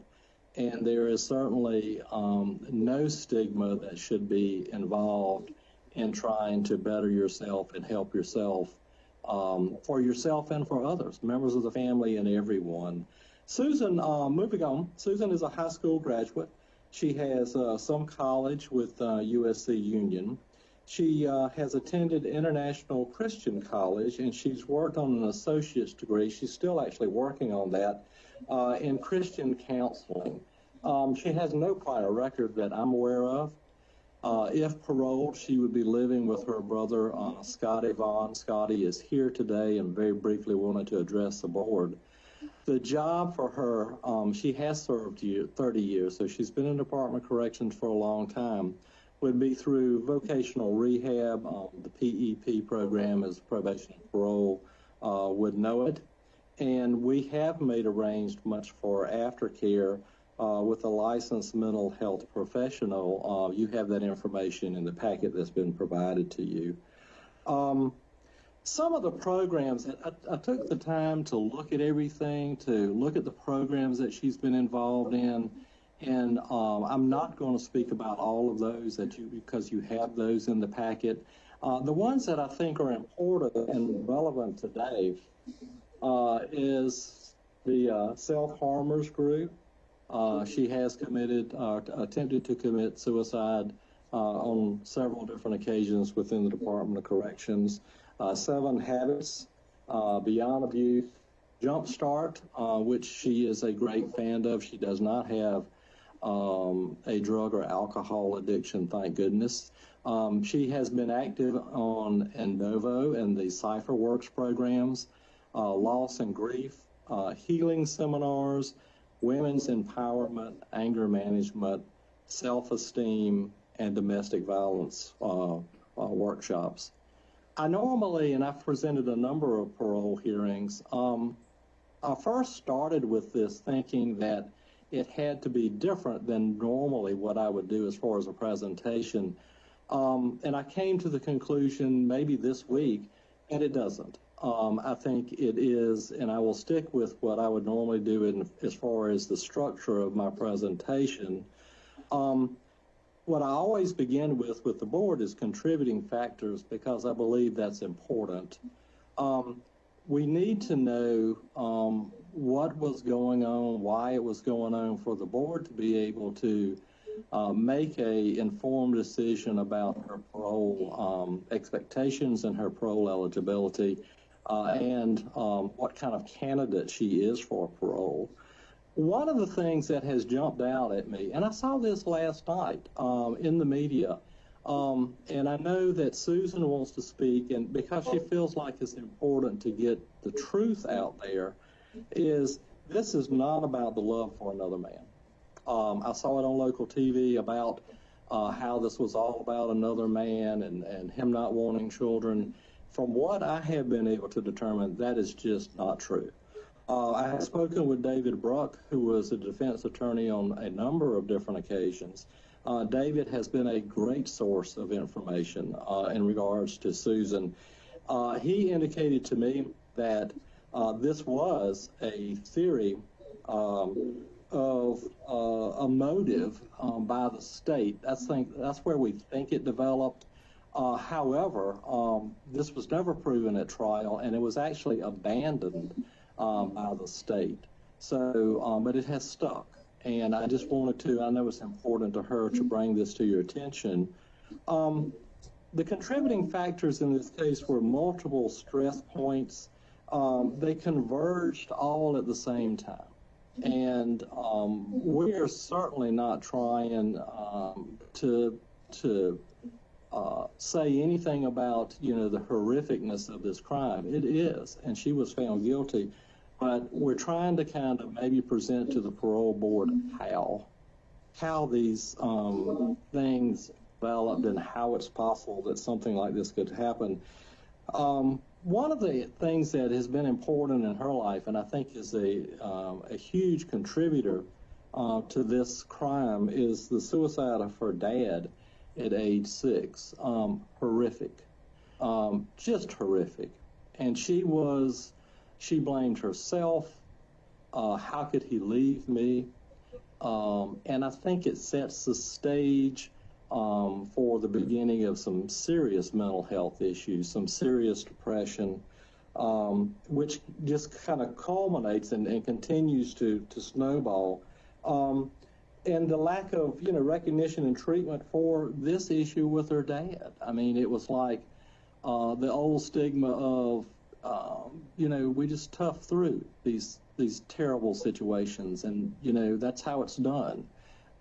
It's not done that way. There were some attempts to get some sort of psychological help for her after a couple of suicide attempts, and never went anywhere. She was the child. The adults in the picture did not. Can't blame them. I think it was the times. Did not seek and try to understand the depth and the significance of this and what it was going to produce at a later date. Severe depression. Potentially depression after the birth of her last child, which was also undiagnosed, and that postpartum depression that existed in a severe situation.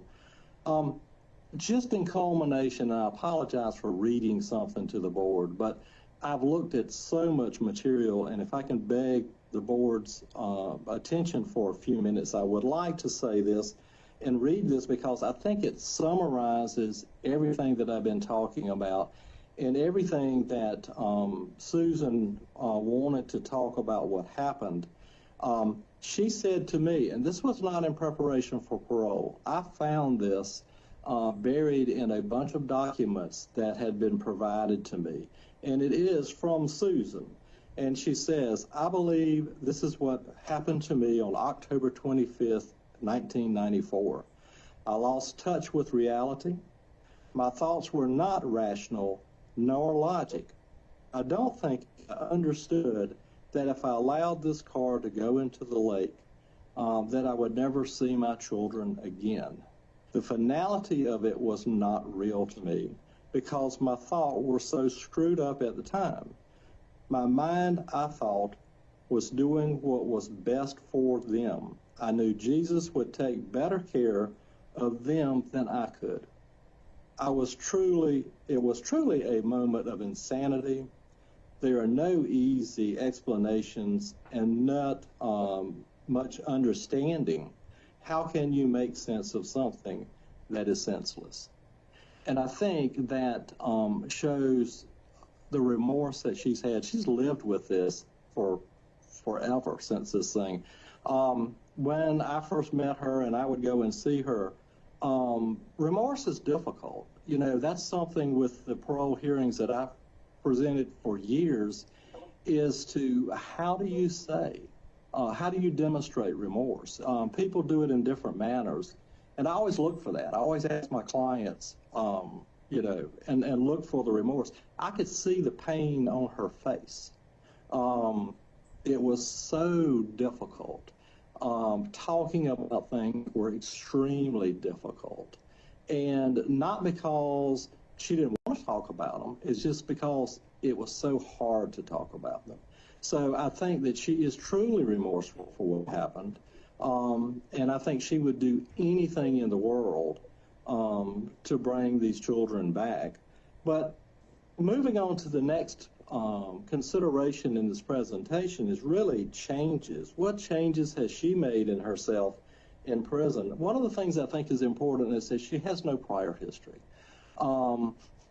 Nothing that would lead up to believe that someone would be capable of a crime of this nature, which I think is also indicative of what their risk is if the board was inclined to allow her to participate on parole.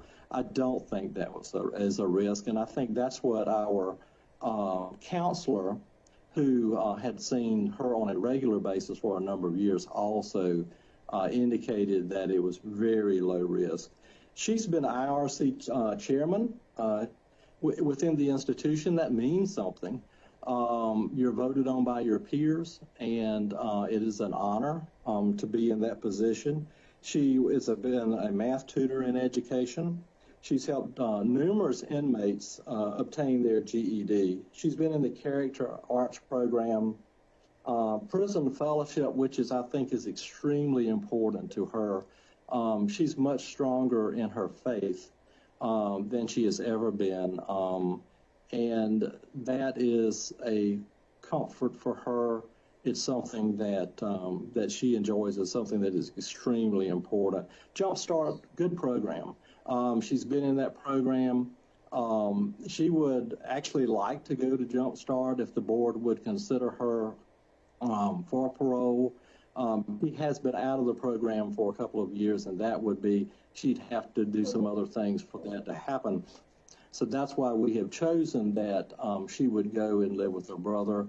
Good, solid individual in the community, willing to help her in any manner.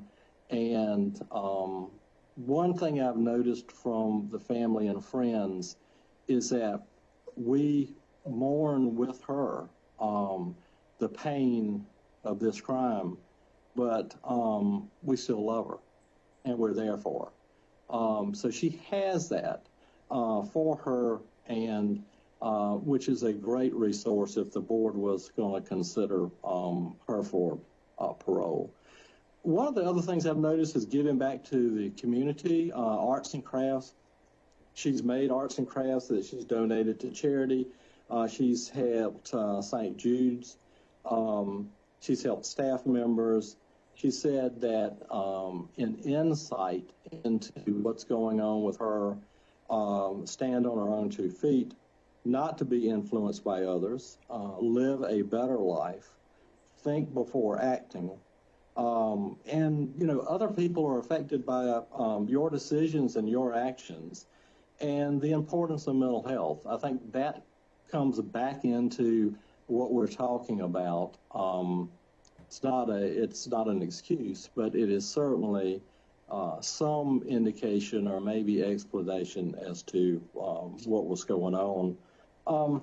The goals, and this is my final area for my presentation, is that I don't think she'll ever be able to forgive herself. That is something that she struggles with forever. I don't think that creates a danger to anyone, except potentially maybe a danger to her. Her medications, her mental health medications, have been balanced well by the Department of Corrections. I think she thinks as clear now as she ever has. I think that she is able to establish goals and what she would like to do in her life. And I think on the top of that list is to give back and to try to help others. She said that no one should suffer in the way that in their treatment. There is help available, and she wants to help to get out and maybe help to promote that that concept that there's help out there. You just have to seek it. And she said she'd like to live a quiet life. She would welcome supervision if granted parole, and maybe that is the best thing about this situation. From that type of situation is that if she's granted parole, it is for life, and she will be supervised and she will be monitored by the Department of Probation and Parole Services for the rest of her life. She said that she would welcome that because that is another pillar of stability that is available for her that she can reach out to. And she said that that would be a vital and instrumental part of her life. She loves animals. She said that would like to find a job helping with dogs and cats. I often ask my clients, if you could choose and you could make these wishes come true, what would you like to do? You know, what is the job that you truly would enjoy? Often that's different than the job that we have. And I think that job for Susan is the care for animals and being involved in that area of help. In closing,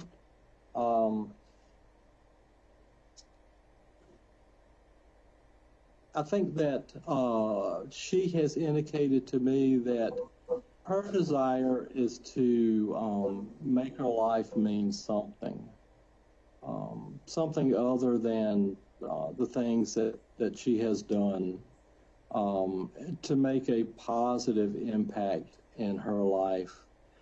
I talked to somebody, I've spoken to a number of people, and I've spoken to one person that told me, they were at the trial, and they said that their impression of Susan was that she was living to die. I didn't really understand that. I think the more that I have been talking to her and preparing this case, that maybe I do. I think that has been Susan's life, is living to die for the things that she has done. And I think that what she's asking today is to ask the board to consider a parole for her, so maybe she can make something positive out of a horrific situation. I want to thank you for your time. I know I've taken a lot of time today. I would just ask if you would please consider her for release. Thank you, Mr. Thomas, and we appreciate all your comments. Yes, ma'am. Thank you. And again, thank you for the very detailed packet that you presented. Ms. Smith, Yes, ma'am. what would you like to tell us today?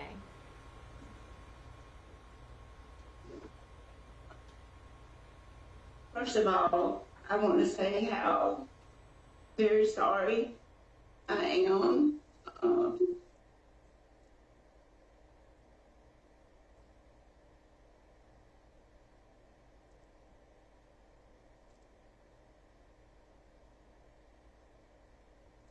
It's okay, Susan. Just talk with us.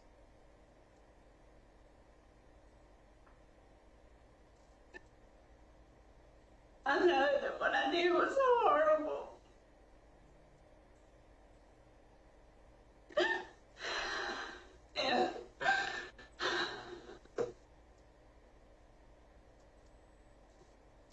And I would give anything if I could go back and change it. And I love Michael and Alice with all my heart.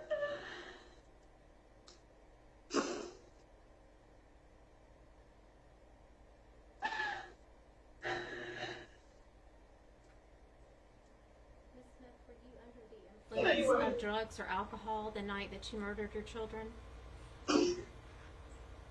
No, ma'am, I was not. Your attorney talked about working with mental health. Is that helpful to you? Ma'am? Mr. Thomas, I didn't hear you.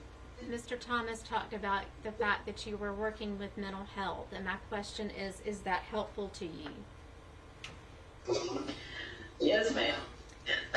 Is that something that you would be willing to continue with on the outside if you were granted parole? Yes, ma'am. Ms. Smith, your crime took a lot of resources from the law enforcement community. What, if anything, would you say to the folks who worked so hard to find your children if you had the opportunity to speak to them today? That I'm sorry that I put them through that. I really, really am. And I'm especially sorry to the drivers that I had to find them. I wish I could take that back. I really do. I didn't lie to get away with it. I really didn't. I was just scared.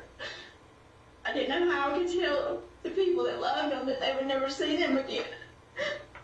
I didn't know how I could tell David he couldn't see his son again. And I'm sorry. I don't know. I know that's not enough. I know it's not, but I don't know. I know those just sound like words, but they come from my heart. They really do. Right. One of the things that we review is your institutional record, and you've had some infractions throughout the years, some involving the use of some narcotics. Do you have any issues with drugs or alcohol at this point? I don't. No, ma'am, I don't. And you had a recent disciplinary infraction just a few months ago. So why should this board think that if we grant you parole that you're going to go out and follow the rules and the laws of society if you do not follow the rules within the institution? Well, this last infraction, I was trusted the wrong person. This lady contacted me, and I trusted her. I thought she was going to do a documentary on mental health, and I really am not guilty of what they charged me with, and I have filed an appeal on that charge. And as far as your question, I've never been in trouble before, and the things that I have been found guilty of in here have been just stupidity. I know I made a lot of mistakes in here, and I have learned from them. And before this last infraction, it had been 10 years.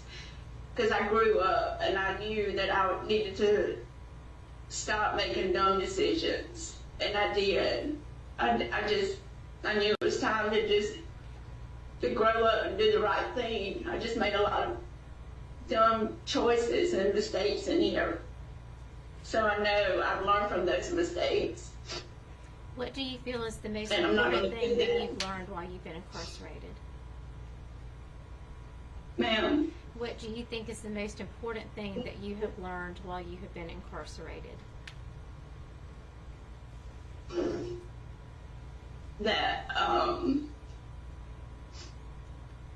That people are important, that forgiveness and love, that family is important, and that decisions we make not just affect us, they affect the people that we love. And not to take things or people for granted. All right. Is there anything else that you would like to tell us today that wasn't in your packet or that has not already been said? I would just like to say that I am a Christian, and God is a big part of my life, and I I know He has forgiven me. And it is by His grace and mercy that, and I have a lot of faith, and I live by that every day. And I just ask that you show that same kind of mercy as well. And I guess, yeah, that's it. Thank you. Are there any other questions Okay, from the board? Folks at Watkins, I need each of you to please state your name for the record and your relationship to Ms. Smith. Ma'am, can we begin with you, please?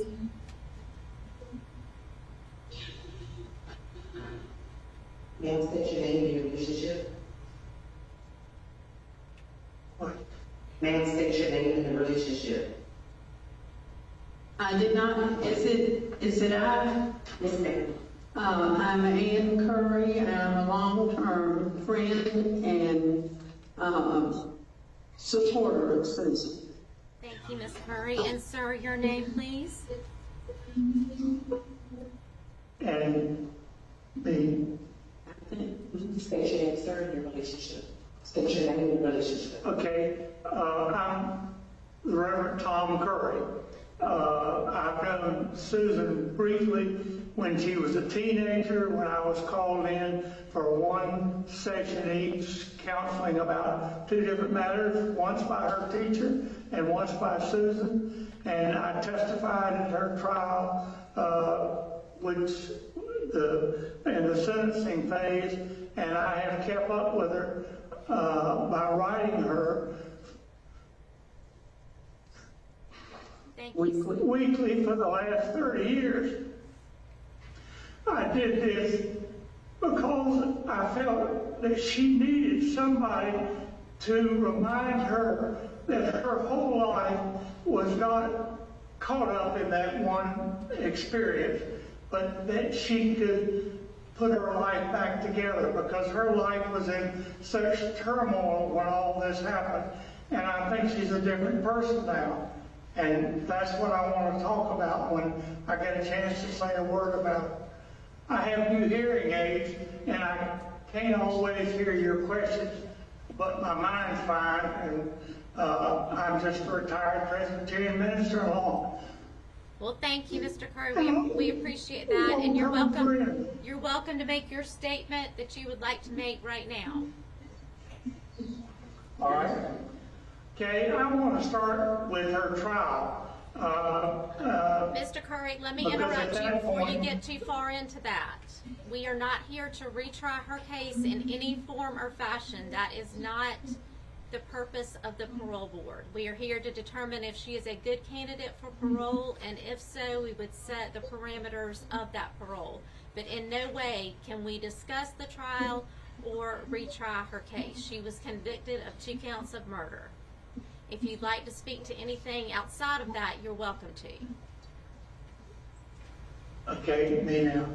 I just want to say 2 things about the trial. I only went to the trial for one part of one morning to testify in the sentencing phase against the death penalty.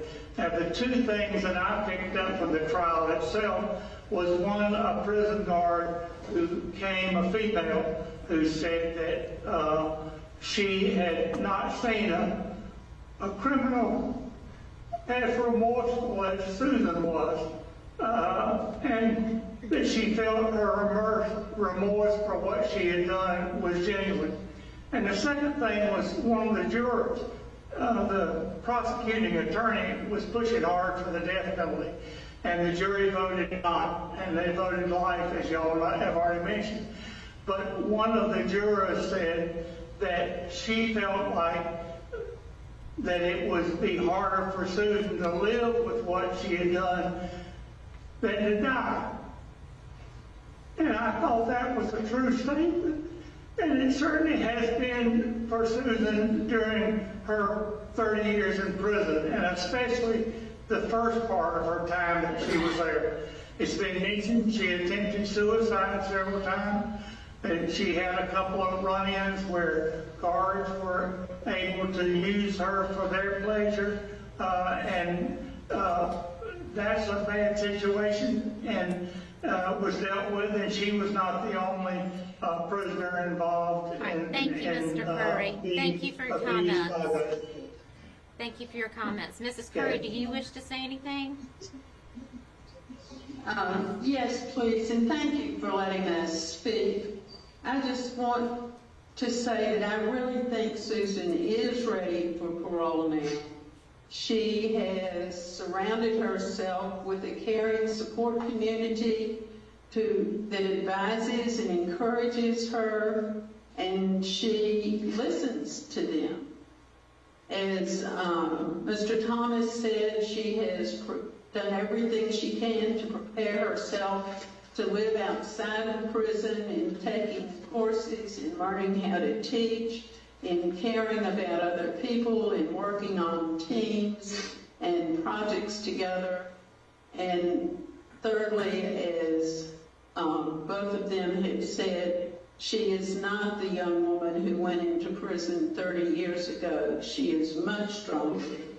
She has grieved, is still grieving, will always grieve.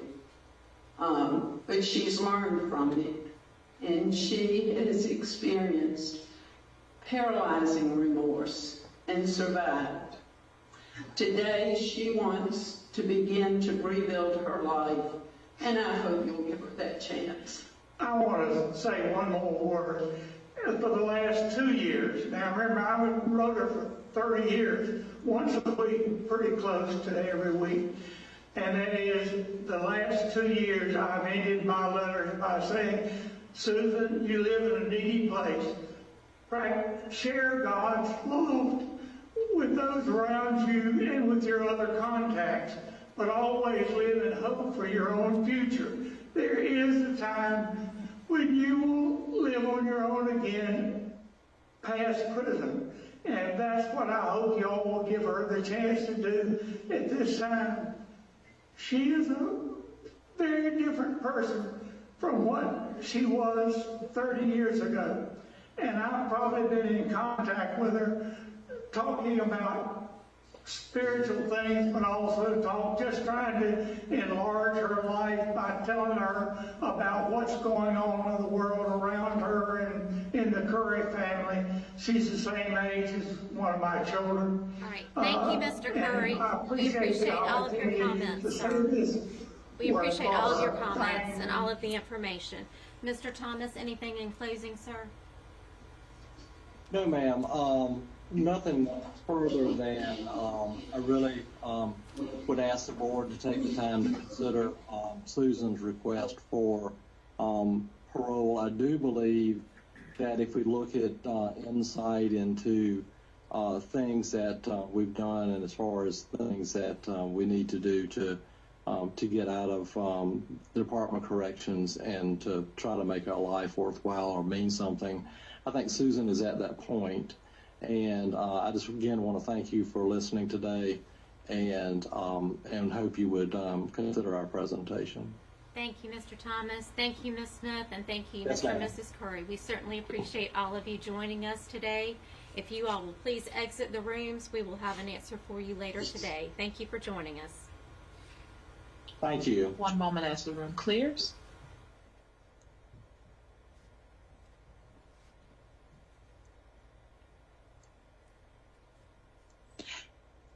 And the room is clear, and we do have additional testimony facilitated by the Office of Victim Services. Please wait as all victims join from Central Office.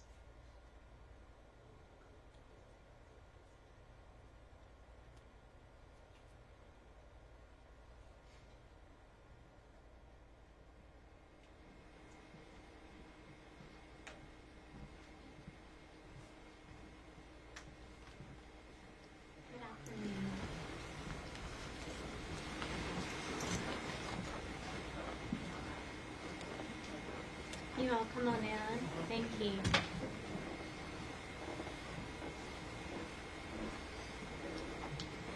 Can you move just a little further around so we can get everyone in? Thank you so much.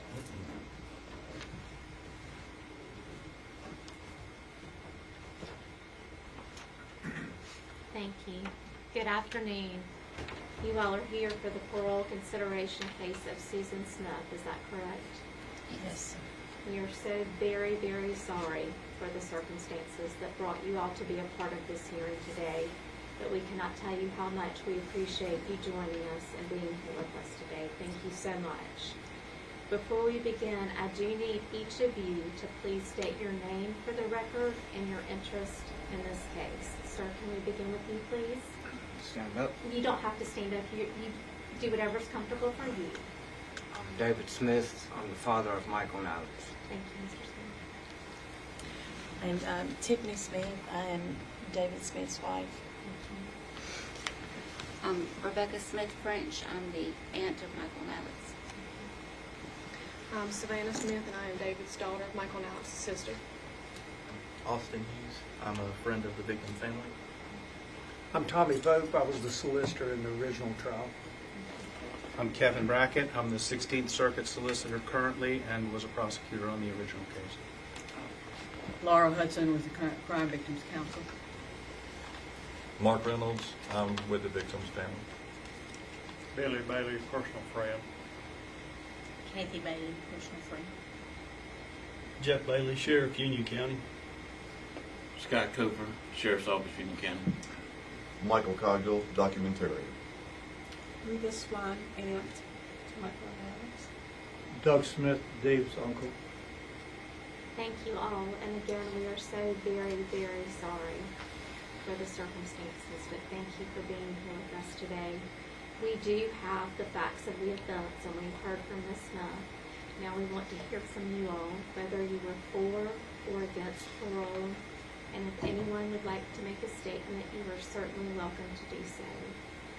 Mr. Smith, would you like to begin, or would you like to conclude at the end? It's completely up to you. Conclude at the end, please. Okay. Who would like to speak first? I'll speak first, please, ma'am. Thank you.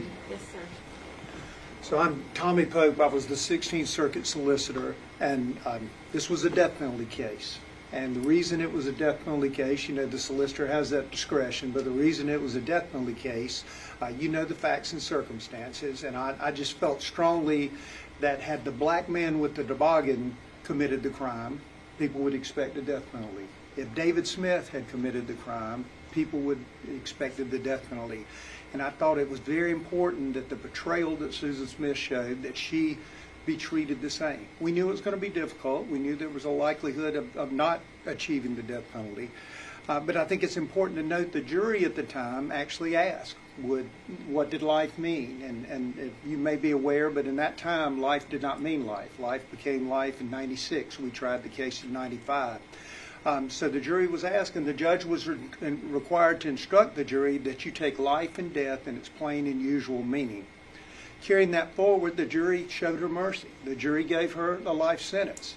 But one of the jurors, or more of the jurors, after the fact, and speaking to the media, said that they believed the life sentence was the greater punishment because they believed that Susan should have to reflect on what she did to Michael and Alex, that she should have to spend the rest of her life thinking about what she'd done.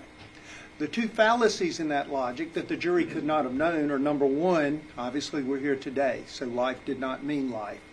Number two, and you have it before you, Susan's conduct from the day she rolled the kids in the lake. The defense claimed a botched suicide, but she was able to save herself. She was able to blame a black guy. She wasn't wet. She wasn't injured when she runs to the house and concocts this story. Susan has always focused on Susan. I will believe to the end of my time that Susan made a horrible, horrible choice to choose a man over her family. I said the boys were in the car, her wedding gown was in the car, her wedding album was in the car. She thought in a nice package she could roll that away. If she could have put David in the car, he would have been there too. In a nice package, she could roll that away and start this new life with this other man. And she led everyone on, including David, for 9 horrible days. And so as you look at her conduct in prison, whether it was a relationship with guards, the social media, the attention, the conduct recently with the publisher. Susan, you know, she's got people outside, I'm sure you've heard from them, that want to take care of her. Susan has always focused on what's best for Susan. And so the evidence that you have before you, I think, tells clearly that she has not focused on Michael and Alex. She only has and continues to focus on herself. And so on behalf of this family, on behalf of justice and the justice with this case, it's not about her behavior or what she would do when getting out, but I know one of your criteria is the nature of the crime and whether the punishment is there. And I would submit for the crime she committed, the action she committed, that punishment has not been achieved yet. And so I would ask you to deny parole. Now, thank you for your time. Thank you, Solicitor Cody. Appreciate it. Would anyone else like to speak? Yes. Yes, sir.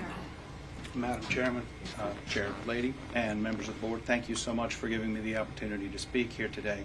I was on the prosecution team that handled the prosecution along with Solicitor Pope and Speaker Pope now, who you just heard from. I wanted to bring to you a couple of vignettes from the case to help bring this alive for you. In the course of preparing for today, I've gone back over the case. I've reviewed the file. I've pulled some of the evidence out, which is in a closet just off my office. Evidence like the note that was written to Susan Smith by her boyfriend, the man she was cheating on her husband with, who told her in the note that he could not be with her anymore because he didn't want children, and that they had no long-term future because he didn't want children. And then 1 week later, she's rolling her car down the ramp at John D. Long Lake with her 2 children strapped into the back. She betrayed her husband when she cheated on him, and she betrayed her children against the laws of nature when she should have been sworn to protect those children. She betrayed them when she left them in the seat and rolled that car down, and she was not trying to commit suicide. She was trying to change her life. She wanted to kill her old life and start anew.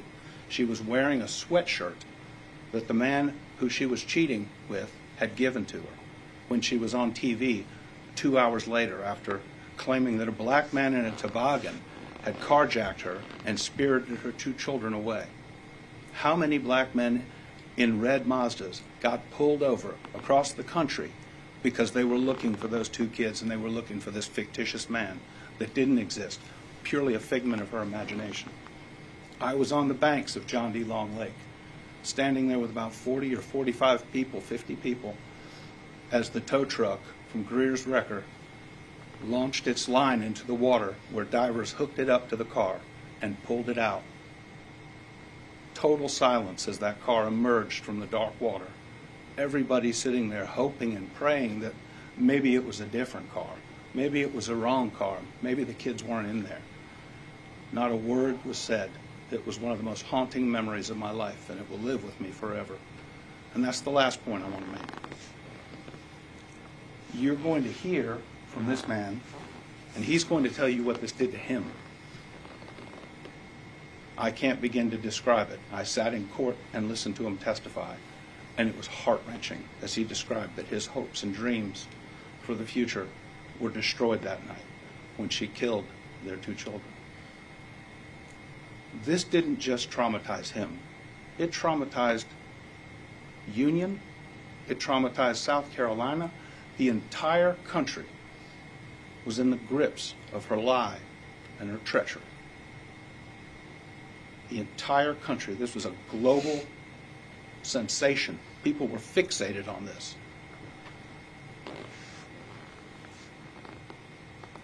They're not the only victims. And on behalf of the community that I represent now, I don't believe she should ever be released from jail until the last person alive who remembers Michael and Alex is dead. And that will not be in her lifetime. She should never be released, and she should not be released now. His hopes and dreams were dashed. I hope you dash hers today and every 2 years hereafter. Thank you so much.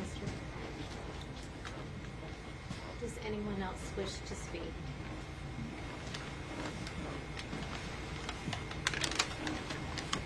Okay. You're welcome to stay seated if you're more comfortable Thank you. I'm going to read what I wrote. Okay, it's easy, if you don't mind. When Susan murdered Michael and Alex, she altered the course of my life and my family's life forever. Having grown up with 3 older brothers, Susan was like the sister I never had. I was a teenage mom of just 16, so I looked up to her and even admired her. I thought she was the best mother to the boys, and I strived to be just like her. I would even leave my own daughter with her while I attended night school. Susan betrayed us and took the lives of those boys and then lied about it. For days, when she did this, she destroyed a trust in me that I've never regained. And as a result, I do not develop close relationships with others easily, in particular females. Anxiety and depression have plagued my life for years. I push it away during spring and summer as best possible, but it always creeps back up around Alex's birthday when it rolls around in August, because I know Michael's won't be far behind in October, and then the anniversary of their death on the 25th. Because in my mind, I always refer to this period of time as the sad months. Throughout my career, the majority of any time missed at work is around Michael and Alex's birthdays and the anniversary of their death.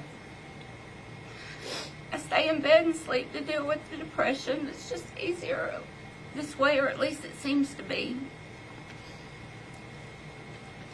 Something as simple as taking up a new hobby turned into a nightmare for me last year. My boyfriend and I decided to take scuba diving lessons. I geared up with all the equipment, face mask on, oxygen tank on my back, stepped off the side of the pool into 15 feet of water and immediately sank to the bottom from all the weight I was carrying. Normally you'd remember to breathe and begin to ascend as I had studied for all the weeks leading up to that point, but nothing prepared me for dropping into a body of water and the feeling of being weighted down, unable to breathe, and seeing Michael and Alex's face. I immediately panicked, ripping off my face mask, sucking in water, and not being able to come to the surface from all the weight I was carrying. I was drowning, and I knew in that moment that was the closest I'd ever come to knowing what my nephews had endured and how horrific and scared their last moments had to have been. Something as simple as taking up a new hobby was yet one more thing Susan was taken from me. In over 25 years, I have found myself finding comfort going to the cemetery where the boys are buried, beside our older brother. I go there often and I will tidy up their graves, where people have left trinkets or gifts, and I talk to them. I go there when I'm happy. I go there when I'm upset. Rainy days, sunny days, cold days and hot days, it doesn't matter. It brings me peace just being there. But as a result, I'm not able to bring myself to move away from Union County, because now I don't want to leave them. We have missed Michael and Alex's kindergarten graduations, numerous birthdays, birthday parties, summer vacations, Easters, along with annual Easter egg hunts at Meemaw's, Thanksgivings, Christmases, football, soccer, baseball games, proms, high school graduations, possible marriages, and births of their own children. We don't know, because they never had a chance. They never had a chance to live a life of their own. Susan took that from them. She took that from us all. And now she wants a chance to be free after only serving 30 years. No. Life should mean life. I'm respectfully asking you to please deny her request for parole. Thank you. Thank you, Mary.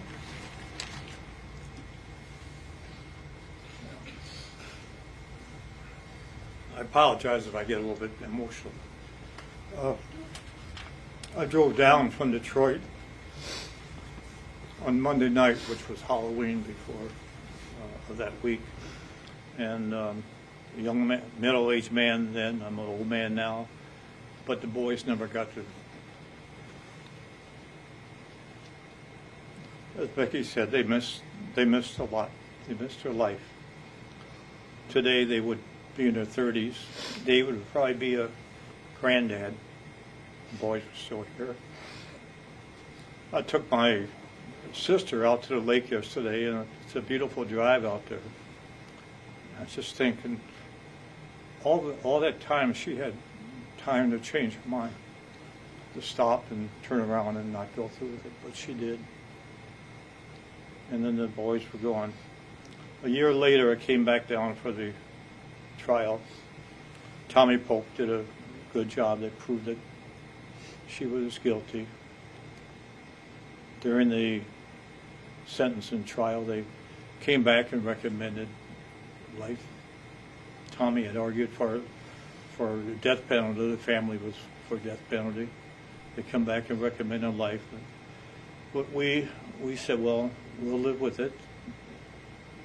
You know, she'll have to live with it every day for the rest of her life. So we were satisfied with life, but we do not want a parole. We were against any parole for her. And then two other items going back 30 years. The Friday morning after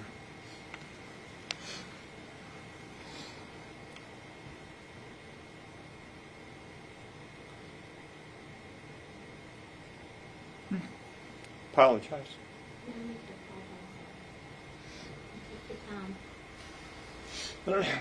But the Friday morning after, David, his dad, my brother's wife, and I, the four of us, were sitting at Holcomb Funeral Home in Union and discussing the funeral arrangements. David asked to see the boys, and Mr. Holcomb had a funny look on his face, and he said, "Mr. Smith, could I see you?"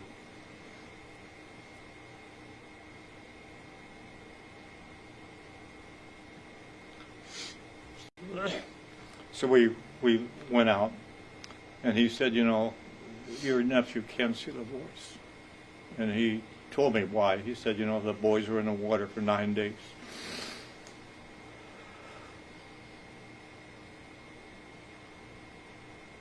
So I went back and told David, I said, "You know, it's better that you don't see the boys." And I think deep down he understood why.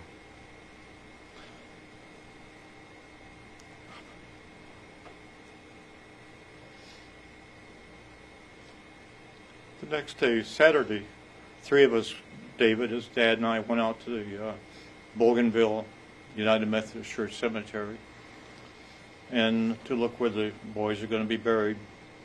And David's brother, Danny, who had died 3 years earlier, was buried there. David wanted his boys buried next to his brother, their uncle. But the way the cemetery is laid out, there was no room for the boys to be put next to Danny.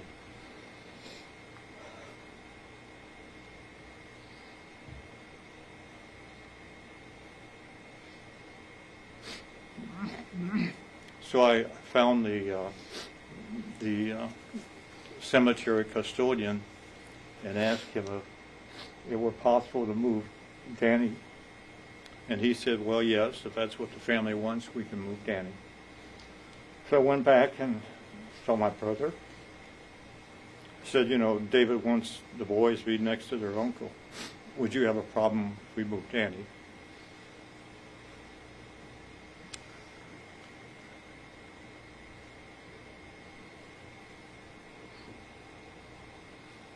And he said no.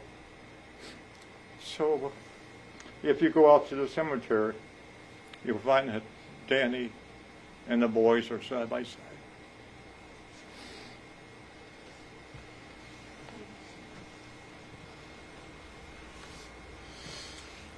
Does anyone else wish to speak? Yes, I'll go, please. Yes, ma'am.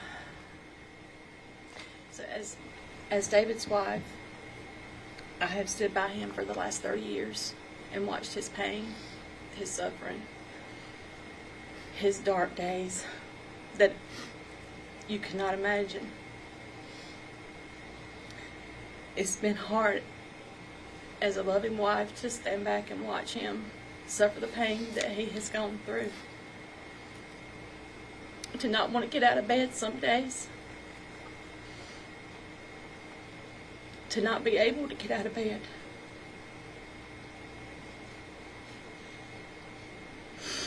because the pain was so much for him.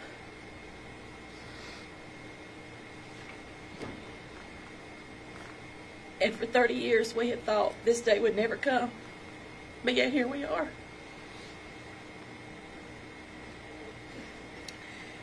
I don't feel that it's time for her to be let out, because she took 2 lives.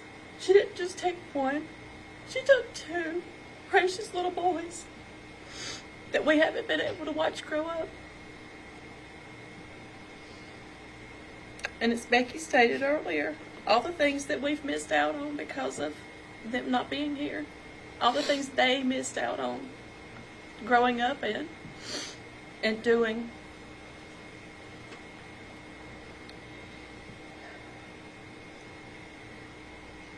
And for her to be in prison for the last 30 years, you would think that she would have thought about what she's done.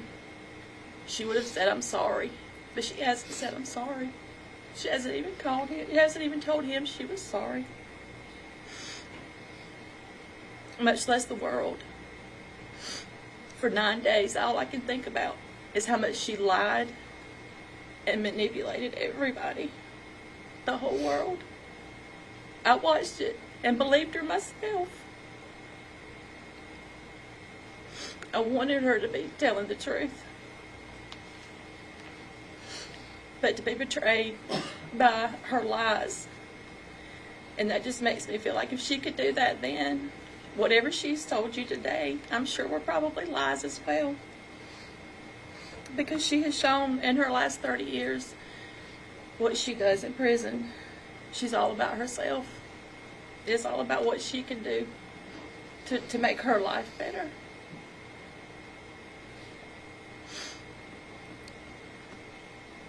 Michael and Alice didn't get a chance at life.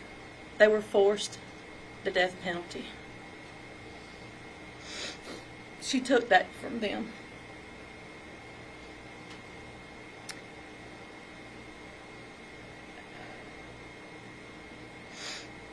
The lives of this family has been forever changed. It caused us to be a little overprotective of our now daughter. A little bit more than we probably should have been. Because we were afraid something might happen to her.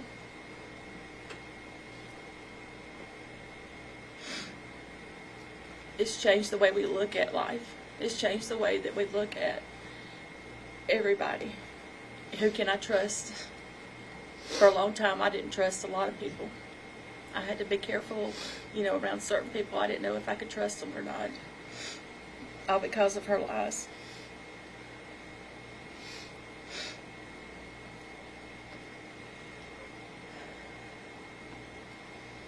So to help give this family some peace, it would be best if Susan stayed behind bars and stay in prison for the rest of her life. I respectfully ask you to keep her in. Thank you. Thank you, ma'am.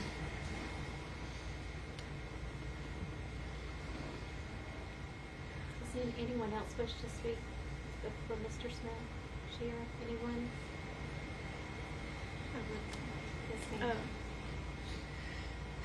Forgive me.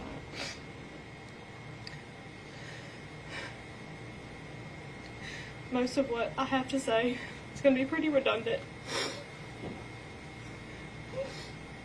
But primarily I would just like to focus on, since I came after the fact, what I had stolen from me was 2 older brothers, the good and the bad of having older siblings. And I now try to use my life as a way to live for them. And growing up,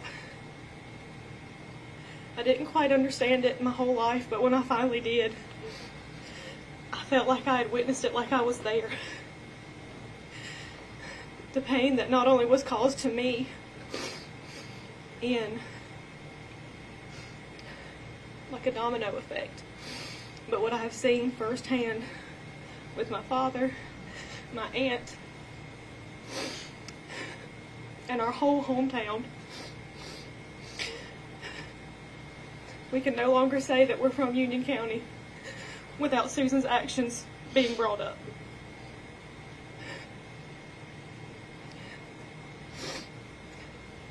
And just for the sake of all of us and our whole community, I ask that you deny her request.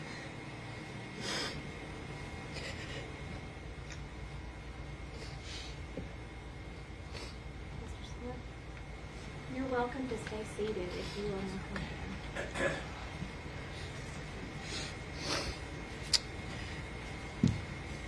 Madam Chairman, members of the committee.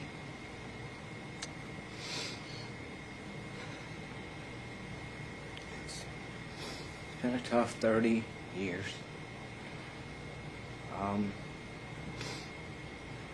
not here to speak about what she's done in prison. You all have the records and accounts of all that. Just here to advocate on Michael and Alex's behalf and as their father.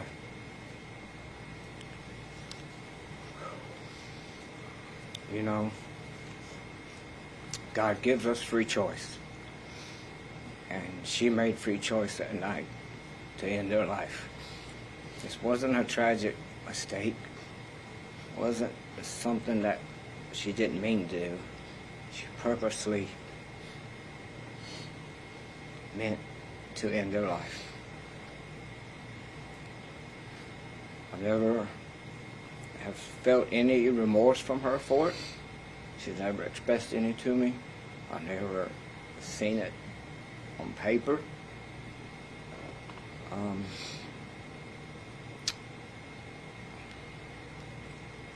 No, you've heard, she changed my life for the rest of my life that night.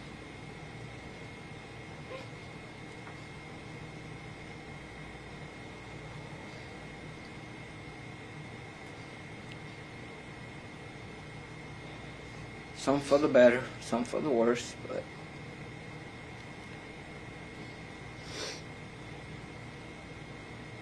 what she did, not only to Michael and Alex, she came pretty close to causing me to end my life because of the grief that she brought upon me. But thankfully she didn't. I understand back in 95 that through the state's law, life in prison meant 30 years to life. And now that's different, but at that time, that's what counts. I understand that.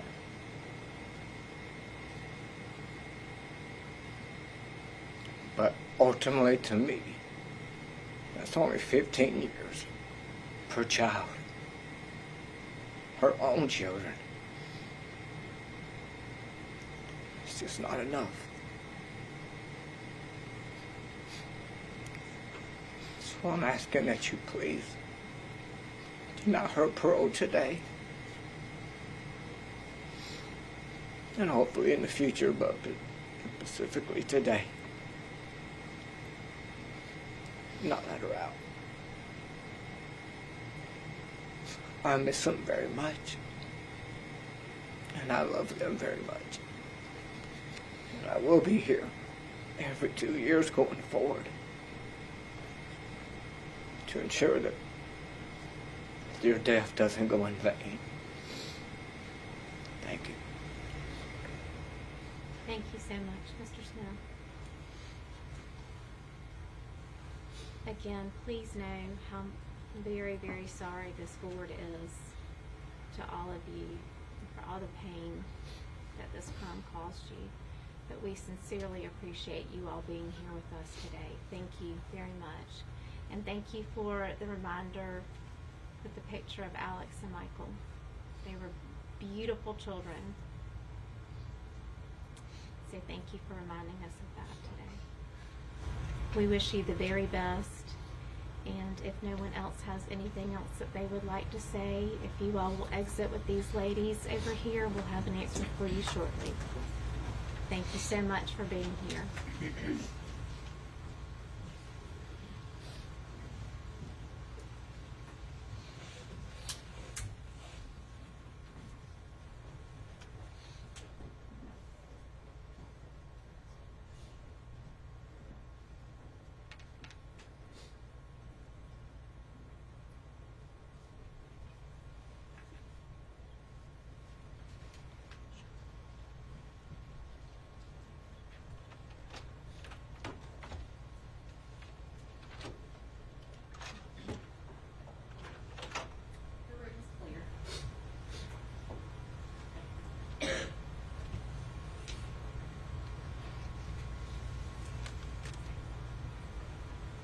As a reminder, Mrs. Mira did recuse herself. Ms. Susan Smith is denied parole. The vote is unanimous. Numbers 1 and 6. Thank you. Thank you. The time now is 12:51 p.m. We will pause our recording. Ms. Hunter, if you can advise when the recording has been paused. The recording has been paused. Thank you so much. Thank you so much. This is Valerie Suber, Associate Deputy Director for Paroles, Pardons, and Relief Services. If everyone would just give me a moment to give some instructions. As the room clears from the board, I would like for media to pay attention. You are given the next 15 minutes for bathroom break. Please use the restroom. Prepare yourselves for the press conference. We will allow you into the building beginning 15 minutes from now. Once we check you in, we'll start the press conference once everybody is inside. If there are any questions, please address them to the staff and we'll get you an answer as quickly as possible. Again, there is 15 minutes between the time we're ending this and beginning entrance back into the building. Anybody who is in the building who needs to leave and get their cameras or phones are allowed to do so during that 15-minute period and then check back in at the front door. Thank you all so much, and the board will be at recess for lunch.